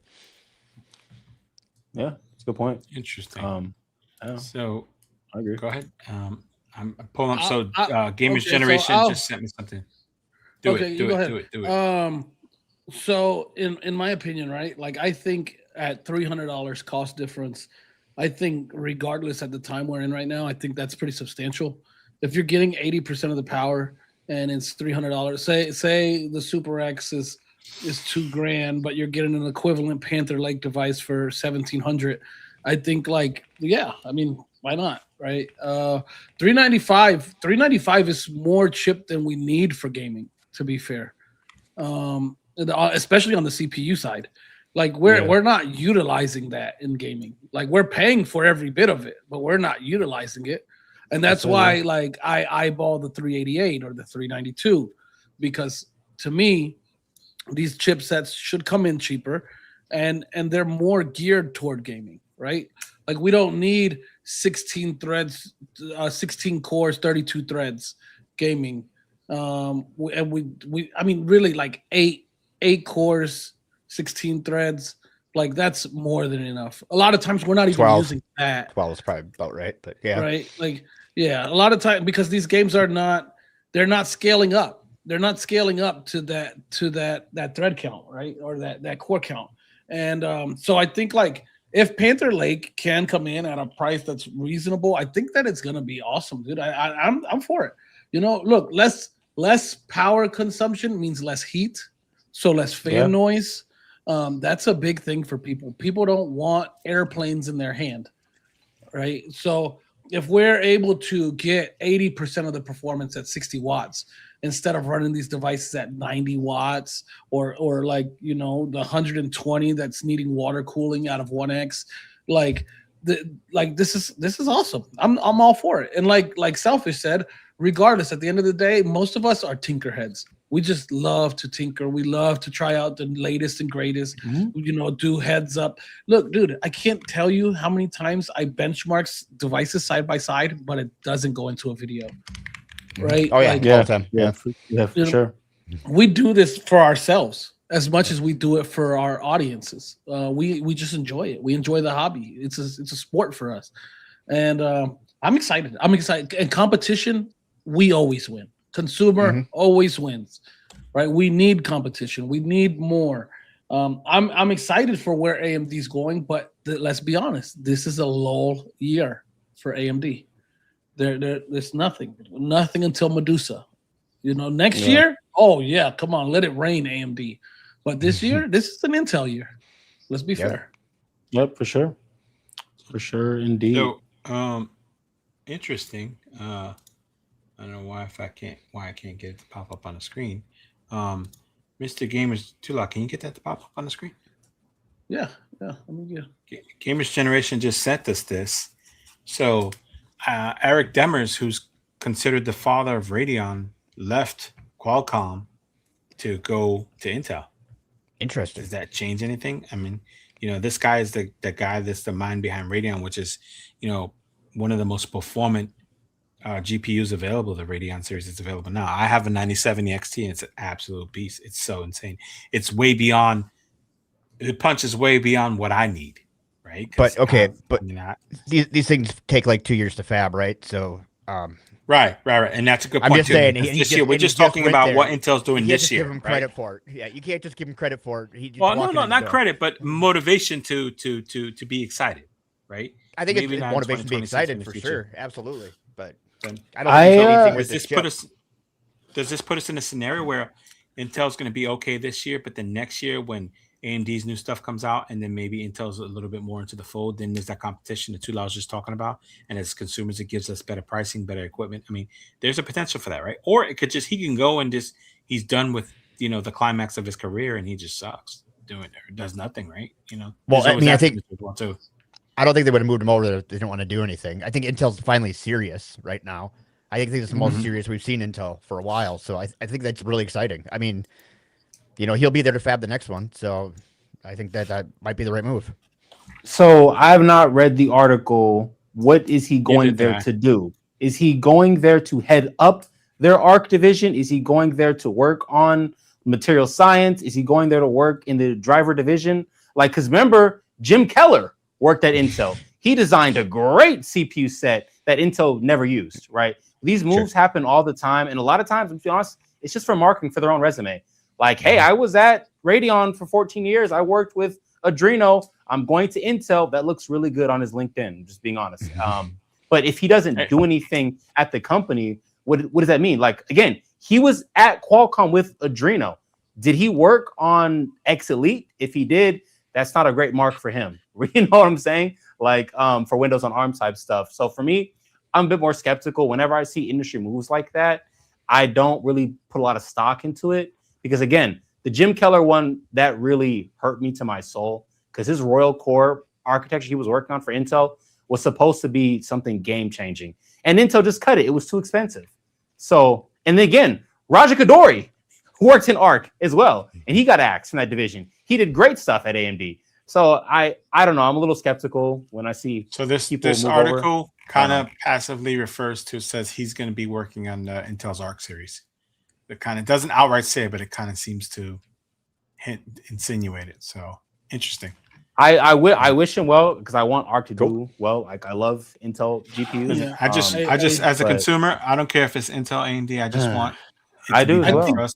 I want to say, like, I think Jeeves brought up a really good point. Like, it's true, right? Like, it's one thing to like pass around these names. They're kind of like badges, right? Like, oh yeah, look at this badge I got here, you know. But unless he's like the head of the department for the actual graphics cards development, or like, you know, if he's just playing a name behind the scene, like it could be a nothing. It could be nothing, dude.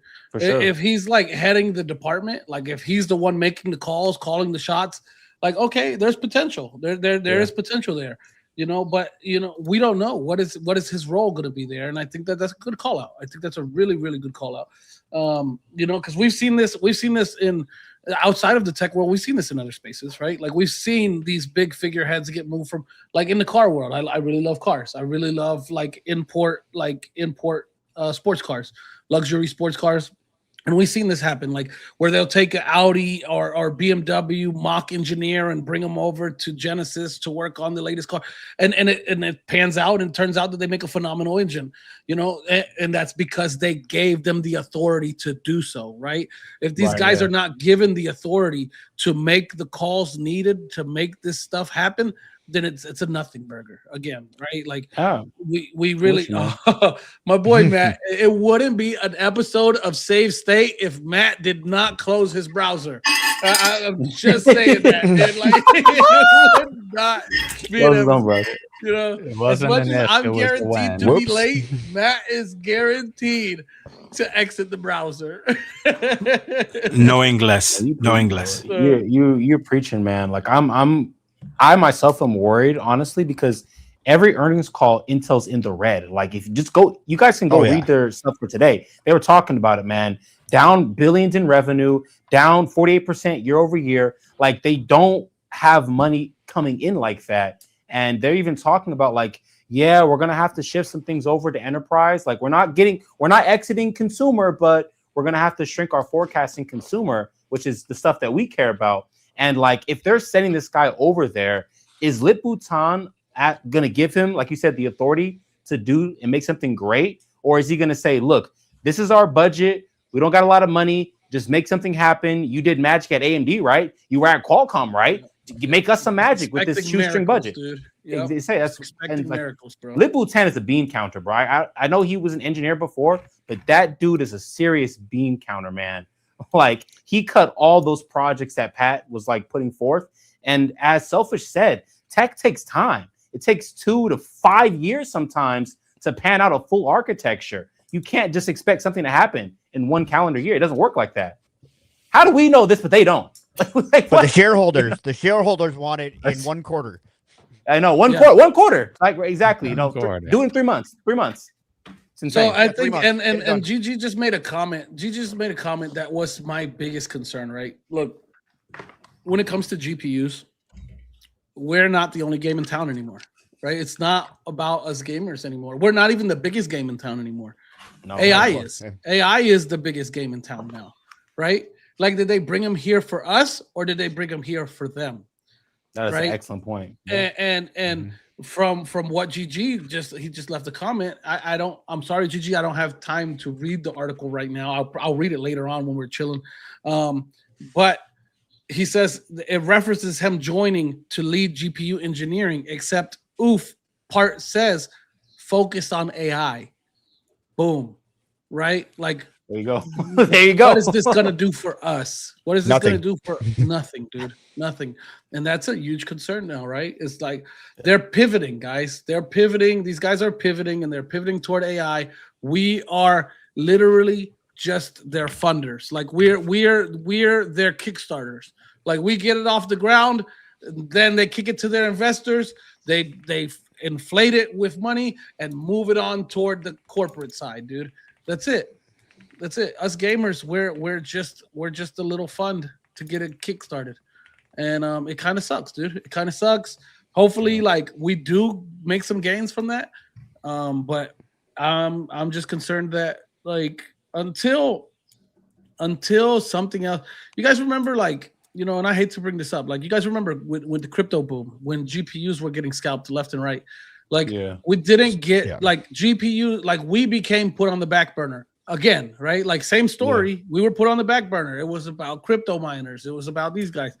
Then all of a sudden, they figured out ASICs and how to do all this stuff and leverage the power that the miners needed without taking away from the GPU gaming market. Like until they could come up with something like that for AI, like we're gonna remain here. Like we're the afterthought. Well, gamers built NVIDIA, and now NVIDIA's like piss off. So yeah, I mean, and that's the sad thing though, right? Like it doesn't matter to them. Like is that like it to me, like, right, for that to have any benefit, you would have to say that these companies are loyal to their consumers, which we know they're not. They're not loyal to us. I mean, they're businesses, so they're loyal to their shareholders, and unfortunately, that's just not. The shareholders don't give a about any consumer.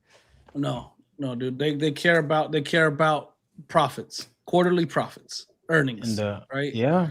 So that's the end of I mean, even Nintendo's feeling it right now, right?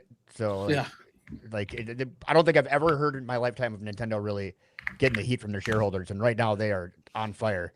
They're tanking. They're tanking right now. I'm waiting for Nintendo to give a call out, like, "Hey, AI on the next Nintendo Switch update." You know, like, I wouldn't be surprised. Tanking. Mario freaking AI here, companion, right next to that Sony AI that plays the game for you. Yeah, dude. Yeah, this is.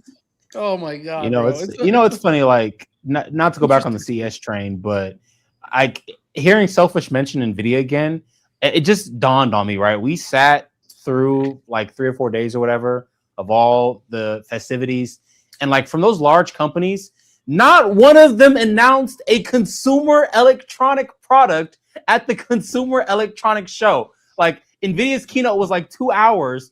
They didn't have one consumer product there. Same with AMD's, same with like so many different companies. I'm like, wow, this is like the corporate electronics show. I just thought about that right now. The it's really interesting because I didn't think about it at face value like that, right? I didn't either, but it's true. Like they didn't announce any consumer products at the Consumer Electronics Show. It was all enterprise. Do you think those sex robots were for enterprise? Yeah. It's hard work being an executive, dude. Being a shareholder, you know what? You're absolutely correct. Yeah. Think about this. Those robots had 2 facial options: one old man face and one hot girl face. So who do you think they're for? The illusion of choice. Do you think they produce as much electricity as they use, or do you think that they're net positive? You just gotta put them in eco mode. Just put them in eco mode. Cruise control. The energy star sticker on the back, like a tramp stamp or something. This is hilarious, dude. This is hilarious. I love it. Yeah. Matt, what are you playing? I know you're playing something over there. Share with the audience, please, sir. Share your M4. I know you're. Look. I'm looking close. I'm studying here. Taco. Wait, what? Got a little taco. You got. Did you just grab like the oldest iPhone on planet Earth? Like what? What do we have? 11 mini or something? Sure. No, what is that? Why does the taco look so Let me see how this fits in my taco. It's like a taco iPhone 4, maybe. Yeah. That thing made the taco look huge. Man. That's hilarious. That's a dub that's there. funny because like Clef took it to a different side of the spectrum, right? He's like putting the taco on tablets, right? And then you're over here putting the taco on hey, they don't make them like they used to. They don't make I love the iPhone 4 back in the day. This is Motorola something. I don't know. It's one of the Motorola's. I don't know what it is. Dope. Okay. Okay. Well, as long as you're having fun, don't forget you're here right now. I was playing TurboGrafx 16. I just don't want to tell you guys because you make fun of me. Dude, well, you just told us. So guess there goes that. Yeah. Hey, that's a good one. Hands Turn says iPhone 4 makes taco look like a burrito. Yes. Oh my gosh. So Alex, are you in that rep like buddies for life now? Since you got the unit from CES, since he made the whole thing after you, are you just like in there now? Oh, tell him he's already planning to come and visit Alex in the States. What? No, he's not. no, he's not. And I called you Taco. That's so good. How awkward would that be, dude? He's like, no, he's not. tacos. He can stay at your house. That way he's got a place to stay. He can just hang out on your couch. No, I mean it's all good. It's all fun and games. I would love to. Look, if GameSir wanted to come, I'm sure. First of all, let me say this: I'm sure the first place they're not thinking is Missouri. Like they're not like, oh yeah, we really need to go to Missouri. And then secondly, like, hey, if they did, I would host them, not from my house, right? Like they'd have to get a hotel room, but I would happily host them. I want to say that, I think that what they're doing this year is awesome. They're putting out some amazing products. They're thinking outside the box. I'd love to see that. And I would love to host them. Inside of my home, though, no.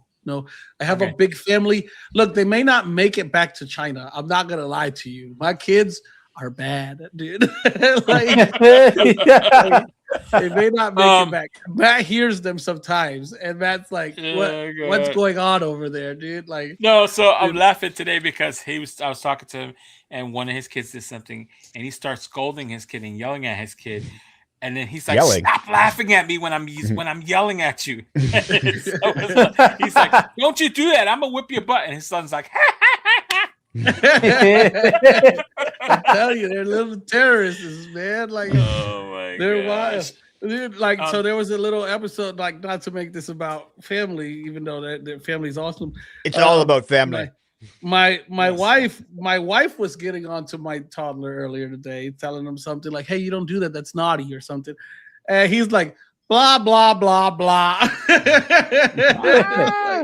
Like, oh no, dude, this kid, I don't know where he gets this stuff from, but it's hilarious, man. I hope not. One thing that I'm so super concerned with is my dad used to tell me, like, don't you worry, right? Like, everything you do to me, you're gonna get it back tenfold from your children. Oh yeah. And like, so bad. I'm like, please don't let this be a thing. Please don't, because dude, I was a handful, bro. I'll tell you, like, you think too loud is too loud now. Like, man, imagine too loud 20 years ago. Like, like it was bad, dude. I'll wake up the whole neighborhood. So, anyways, dude, like, this is what? Two quick things. So first off, I want to address something that Gamers Generation said. He said, when I said I was playing TurboGrafx 16, he said PC Engine. I don't know what you're talking about. It's called TurboGrafx 16, old man. That's first off. Secondly, Retro Lunch said, if Matt's holding iPhone 4, does he still have an Nokia with the antenna that I pulled up? I do have one of those. It's in the box in the attic. I don't have it in front of me. But what I do have that's super awesome, I do have an LG flip phone. Oh yeah. Yeah. That's still functional. Pull on my bag of tricks. Is that your burner? This is my is that a secure line? This is my EDC, okay, smart ass. This is my EDC phone. Okay. Hey, you want to know something funny? My younger brother is in the Marine Corps. Shout out Don, my bro Don, and Semper Fi. He actually dailies a flip phone. Like, it's his thing. He's like, he doesn't want to doom scroll anymore, so he's committed to using a daily flip phone. It's insane. I'm like, how do you get around? He's like, I print maps again. Like, no, because they have the flip phones still have maps on them. No, not his. He not his doesn't. Like his does not. So dude, I remember printing maps, and that shit sucked. Dude, everybody's going in the way back. Oh, multimedia phone, dude. Yeah, see that one's got maps. Whoa. This one's got maps. Yeah. What is that? Like the Samsung Captivate? Like the Galaxy One, Galaxy S. Yes, for Sprint Mobile. They had names. So I remember back then, Galaxy used to produce a phone. They used to produce a different variant of the phone for each carrier. So like Sprint got their variant, Verizon got their variant, T-Mobile got theirs, AT&T got theirs. We all got variants. It was a wild time. This one's a hazard. Oh, a piece of it just fell off. Oh, dude. Wow. Dude, is that an iPhone 3? iPod. iPod Touch. Dude. 8 gigabyte. They don't make iPod Touch around here. They don't make them like that anymore. Touch was so cool. They don't make them like that anymore. 8 gigabytes of ROM. That's what the. I have a BlackBerry somewhere around here. That life. There's a lot of noodles in there. And then I got the final piece de resistance here. Dingu A320. Oh my god! Wow. Man, this is the final boss right here. This is one of the first retro handhelds. It is. Like official retro handhelds in a way, right? It was by Dingu. The model is the A320, and I bricked it trying to install custom firmware on it. Hey, I'm not gonna lie. Hold it up though. Like the aesthetic is super clean. Like, the aesthetic is clean. It has a single shoulder. Looks like a 35XXH. It does. It looks like a Miyoo A30. Kind of, a little bit. Yeah. You know, has that Miyoo A30 vibe, Game Boy Micro vibe, like super clean, stickless, great for the pocket. It's the performance is bad. It can't run Game Boy Advance full speed. It like struggles on some games. It struggles on some Super Nintendo games like they'd be the same. Super Mario. It's the SF2000's little brother. Yeah. So this one, I don't know what's going on down here. Looks like a game. Was that using a full size SD card? Is that? Could you put a? I think that's a full size SD. A Game Boy. Can you put a Game Boy cartridge? I got something to try out here. Let's put a bunch of ROMs.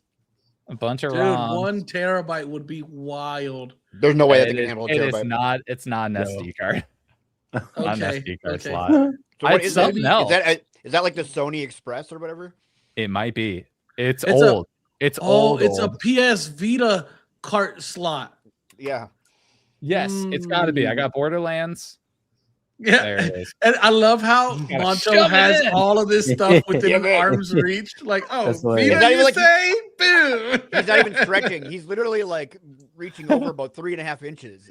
Dude, insane, bro. Insane.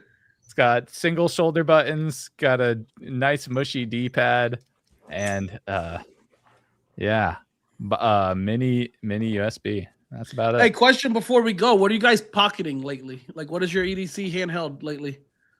Monto, you're on the screen, so you go first.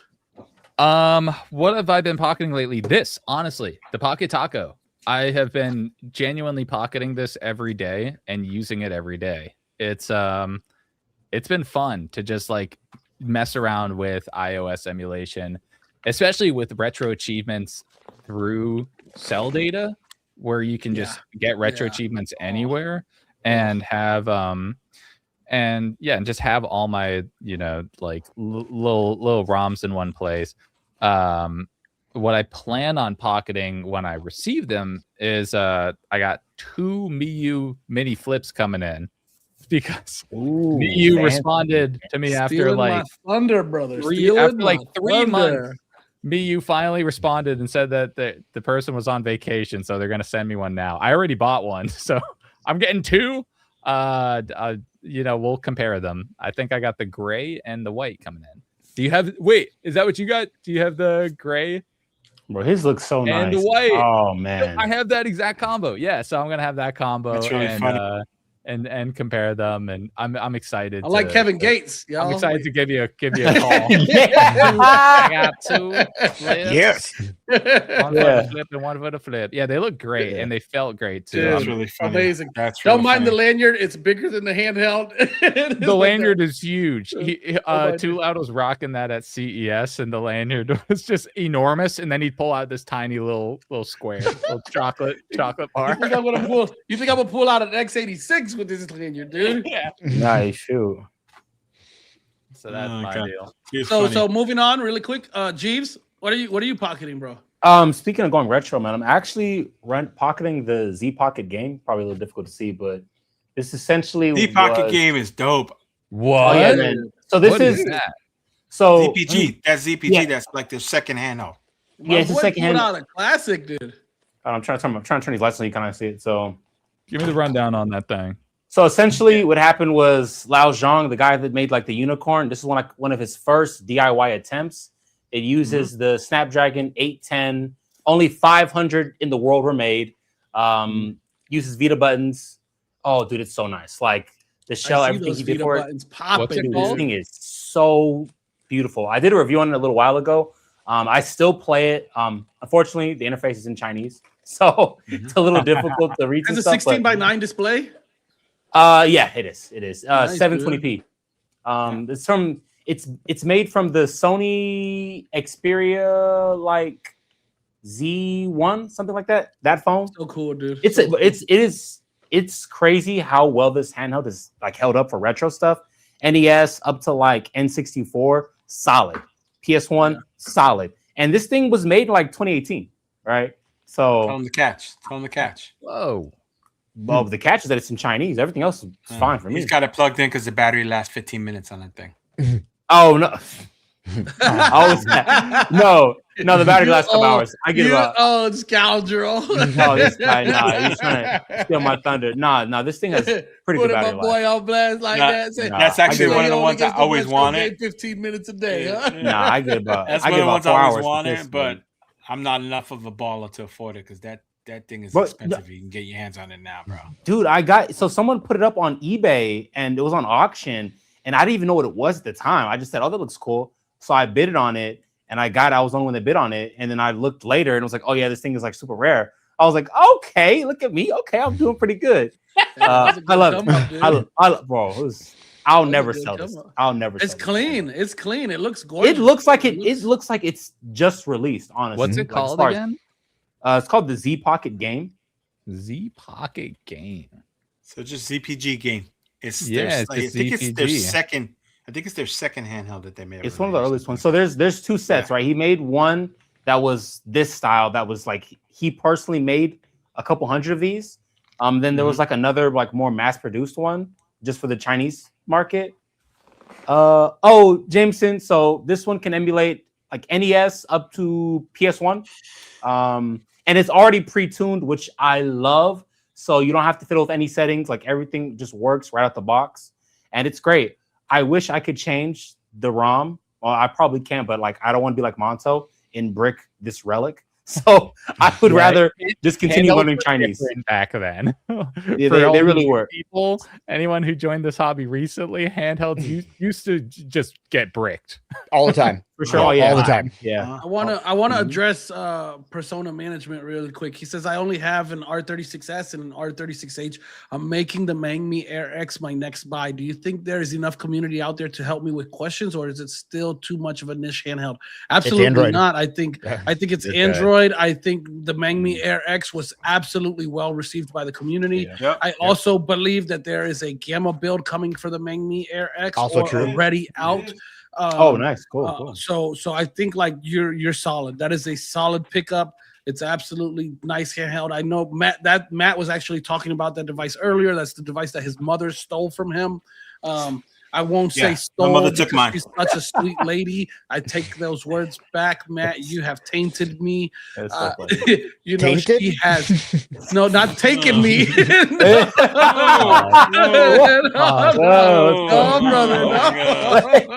No, dude. I'm not old enough to talk to you guys. Persona management, you also can't go wrong with this combo, bro. I don't care what anybody says. You can't go wrong with the 36S and the 36H, homie. No, you can't. You can't. You're They're gonna solid. love the Magme. It's solid, yeah. They're solid. gonna love They're the solid, Magme, especially right? for the price, dude. Like freaking. Yeah. Game Yeah, and the Consume Magme is for going to the be a win. huge upgrade from that. So that'll be. It's the Yeah. perfect step up from what you already have, because You know what I've been. It's not cavernous jump. It's like very solid. Yeah, it's a It good jump. Get. Yeah. I think it was Well Selfish said. and I were talking about it earlier. The Magme Air X, I found myself playing. I know everybody's talking about PSP. I found myself playing a lot of Android on it too, because the sticks are really good on it. I always play a lot of Android on Android handhelds. I can't resist. Yeah. Android has a solid market. I think it's underrated. I think a lot of us in the community kind of look past it, but I think Android has a solid library. So And the I native buy games just are for op- reviewing, but then I don't play them again Yeah. after the review's over. Fair enough. Yeah, Fair enough. the native games are much more optimized than emulating systems too. So you'll get more. Oh, they're good. Yeah, You'll feel like you're getting more performance when you run native Android games. So look for those native Android like ports of games. Look for those APKs from trustworthy sources, like trustworthy GitHubs and stuff like that. And the Play Store if your handheld supports that. and as much crap as There we you go, give like, Cyber. subscription There you go. services, Netflix has been Mini. doing work, dude. Mini Like V4. bringing games in. Wrong one. Netflix is doing work, dude. Yeah, I man, don't know and if did you guys see the have lineup gotten of the the new stuff opportunity they to got? try that Red Dead Redemption port to Android. Yeah. But man, it runs amazing. Like, What did you get it working on? So like my phone was fine, but like I said, because of the Widevine crap, I can't get it V4, working baby. on any G3 Gen 3 handhelds right now. So so unfortunately, not the Thor. As much as I would love to yeah, have playing same. it I on the couldn't get it Thor. working on my Odin 2 Pro. Dang. For me to No play Thor. Red Dead on the Thor, I'm playing it through Switch emulation. I've been playing. which is a hard one to emulate. Honestly, yeah, honestly, if I'm being honest with you, like I've actually only been playing it on my Z Fold because I've been enjoying the Same. crap out of this telescopic controller, and I really love the AMOLED. I'm a Samsung fanboy, so when I got the opportunity to play on my Z Fold with a nice controller, I do, and that's where I've been maining Red Dead. Nice. But dude, Netflix has been killing it with their have, launches of games on Android. So I think like it's very underrated. I think you're gonna really love that Magme. I didn't mean to go off on a tangent. That Magme is gonna be super solid for you. And like Monto said, that's an absolutely monumental jump from the Game Consui devices. Like you're gonna get so much more libraries. So man, Especially you're at the gonna price point. You're going to be Absolutely very impressed with the enjoy it. price. And game Yeah. streaming will be big. Like you can Yeah. do game streaming. Yeah. I mean, Yeah. there's a lot you can do Yeah. with that Magme. Yeah. Yep. Also, yeah, I saw these guys pulling out their Miyoo Mini V4s. Yeah, dude, you guys know that's been my pocket monster for 3 years, dude. Like I cannot get away from it no matter what. Like there is an absolute love letter for me to write there because I can't. I've tried so many times. I've tried with the Pixels. I've tried with the Plus models, the Miyoo Plus. I've tried the 35XX, the 35XX Plus. I've tried, like everything that I can. Everything. I've tried flips, clamshells. 35XX, 34XXSP, Miyoo Mini Flip, A30s. I've tried small horizontal. Nothing pulls me away for long. Like I get my 2 weeks of review in on a new device, and then boop, Miyoo Mini's back in my pocket again. I'll tell you what, like to be honest, like the device that's really right now got me feeling like it's a possibility that it may not live in my pocket as much anymore. And it's funny, it's the same company, but the Miyoo Flip. Mhm. Onion. And Same I'll be internals. honest, it's Onion, dude. It's Onion. Onion is what does it for me. Like Onion is by far my favorite operating system. I love ArcOS. I love RockMix, and I love the easeability they give me with the port master and all this stuff. But there's something about Game Switcher and just Onion, dude. It's just simplistic. It's quick. It's easy to use. I could pass it to a child. I love it, and I can't get away from it. So, that's That's that one for me. Matt, what or actually, since you're on screen, Selfish, what's been your pocket device?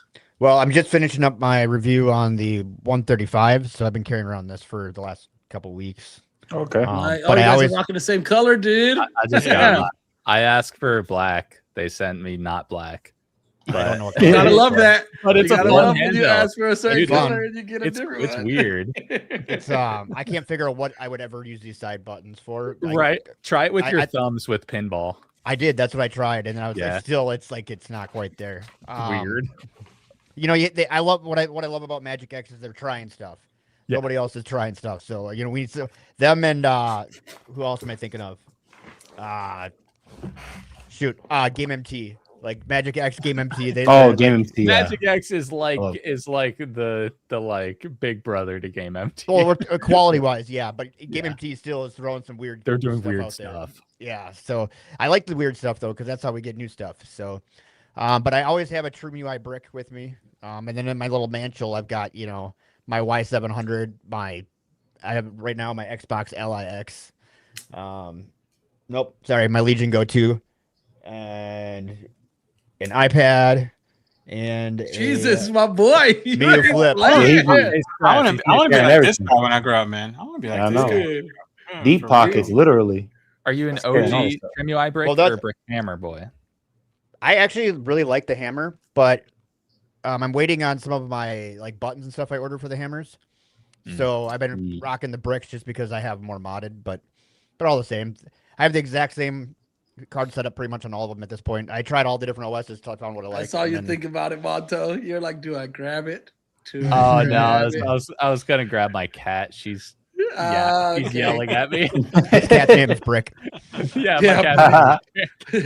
Jedi. technically a handheld. You, my guy, what are you carrying? Yeah, awesome shirt, by the way. Awesome. So for right now, my everyday has been the Pocket Air Mini. It's only not the Thor because I'm forcing myself to carry this because I'm going to do a review on it. Dude, that's everybody's story right now. You have to force yourself away from the Thor. Nothing will get funny. free time. Just like Monto and you, I feel like when my two Miyoo Mini flips come in, then I'll be mainlining those because I have a black one and a pink one. You're not. I have a black one and a pink one coming in. You're not. You're not. Stop the cap. And I'm going to call it right now. Matt's going to own the Miyoo Mini flips for maybe 2 weeks, and then it's over. It's too RH Marketplace after that. I don't love it. I got to just push out this review and then move on. Too small. I'm gonna keep the pick one because my wife picked that one. She's like, I want that one. I'm like, okay. So okay. Well, just DM me when you sell yours. I'll buy yours.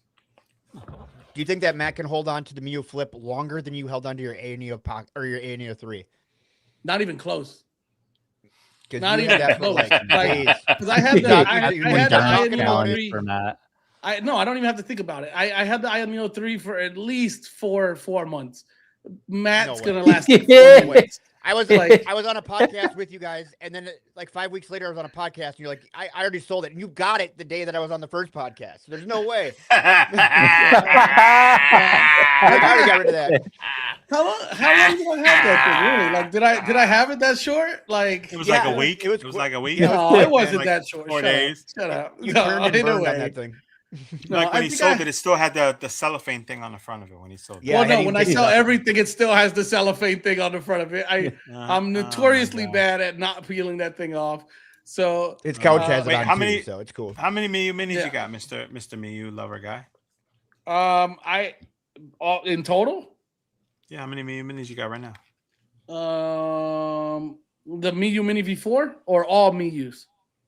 How many Miyoo Minis you got? Miyoo Mini V4, I think I have 5 of them. Well, let me see. You had or you have? I have 5. What? That's a lot. Remember all my handhelds are. Is it one for each finger? Like what? So sounds like he's just making up stories. I mean, I got 2 right here. I got 2 right here. I have more than basically 2. Monto. Yeah, I got Miyoo Mini pluses. I'm the Miyoo Mini guy. I'm my God. Okay, let me hold on. Now you want to play this game? Hold on. Why did they both go at the same time? He's trading between 4 generations. Yeah, I was like 5. What? So I want to say Matt's taking a cheap shot here because I'm in the middle of packing my studio. I'm moving it to a new studio. Little handhelds. I got pixels. I mean, bro, I got no. You said Miyoo's. Don't start pulling out other stuff. Wait. Do any of you guys have a Miyoo that came with a case? So that why? Because it's a $400 Miyoo. It's that one. Yep. What are you talking about? That the one. Got it. Let me see that, Selfish. That's that limited edition one right there. Oh. All right, so while he's getting it, don't tell him when he comes back. All metal buttons and everything. All metal. But he says that it comes with this little Pelican case, so I don't know how you're supposed to fit that in your pocket with the Pelican case. But. He said I don't like little handhelds. What's the smallest handheld you could get? What's the smallest handheld? Oh, here's my Miyoo. All right. That little Game Boy, that little tiny little Game Boy. Here's my Miyoo right here. Comes in this case. You see him? I pulled this case out because I heard Selfish in the background. You sound like little handhelds. Is that your smallest handheld? My smallest handheld? Is that your smallest handheld? You saying I don't like little handhelds? I'm gonna sell it. You in funny pants. We're not talking about your desk trinkets, okay? We're talking about stuff you actually play. I don't care about your little game bitty thing. And yeah, I know where you're going with this. You're never pulling a fast one on me. I want you to know. Hey, to be fair, you're like a faucet with a slow drip. You know it's coming. It's like it's nothing surprising you. It's funny because he told me that little handheld was 4 inches. Yeah, that sounds about right. Well, I mean, we all know the smallest actual playing, the one you can actually play is the RG Nano. You play this the one, RG Nano is the classic. I think everyone should have an RG Nano. They're so fun. I have one here, which is actually my main played one, and that's this Nano with my 3D printed buttons. 3D printed. Nice. Ooh. Triggers. All right. Well done. 3D printed stuff. Bunch of nerds with their 3D printed stuff. But the rest are at my house. One I know one of them my daughter is maining right now. She's really loved that device since forever. So but yeah, no, I believe I have 5 of them at this point. I have 2 yellow ones, 2 blue ones, and 1 black one. No DMGs because I'm not a DMG guy. I think it looks like a bottle of Johnson. Bro, baby I lotion. think that's of all the DMG handhelds, I think the Miyoo one is the best looking one. Like I like. I'm just not a texture, DMG guy. Feel. I'm not a DMG guy either, but the Miyoo one. I'm not either. The shade. The Miyoo one's pretty solid. I like it. Yeah, it looks so good, it's man. so beige to me. Like it looks so good. Beige. Actually, you know what? I lied. I had not a mini, but I have a plus, a DMG plus. I do. Okay. Of all the Miyoo's, that's probably my favorite one, the DMG Plus. I do. Yeah. I like the purple. I like the DMG, the purple DMG Miyoo Plus. Yeah. I like the purple one. Yeah. Is that the one that came with the red buttons? I didn't like that. It came with the maroon buttons, right? The purple one, yeah, it came with the maroon I didn't buttons. like that. Yeah. Yep. Yeah. That didn't bother me. I don't like the buttons more on the DMG than I don't like on the purple one. Yeah. I put like ice blue buttons on that purple one. It looked really nice. Like yeah. No, dude, like you've done some blue one. You've done some really awesome customs, like the was the Simpsons one you did. Yep. It was like a Simpsons Miyoo. Yeah, that one's fire. I always like that one. I consider, and I found all the stuff to make it happen, but I was like, I can't bite self. Yeah, that one, dude. Gorgeous, nice. dude. That's nice. It is dope. It's gorgeous. Yeah. Show it against Selfish. Also, Jonah Jameson. It's not cursed, but it does give me a stomach ache. It does give me a stomach ache to know you're playing only PS1 834 XXSP. That hurts a little bit. It's not cursed, but yeah. I mean, at least not on camera. But when we get off camera, I'm gonna curse y'all, bro. 4x3 on that bang is wow. A little rough. Yeah.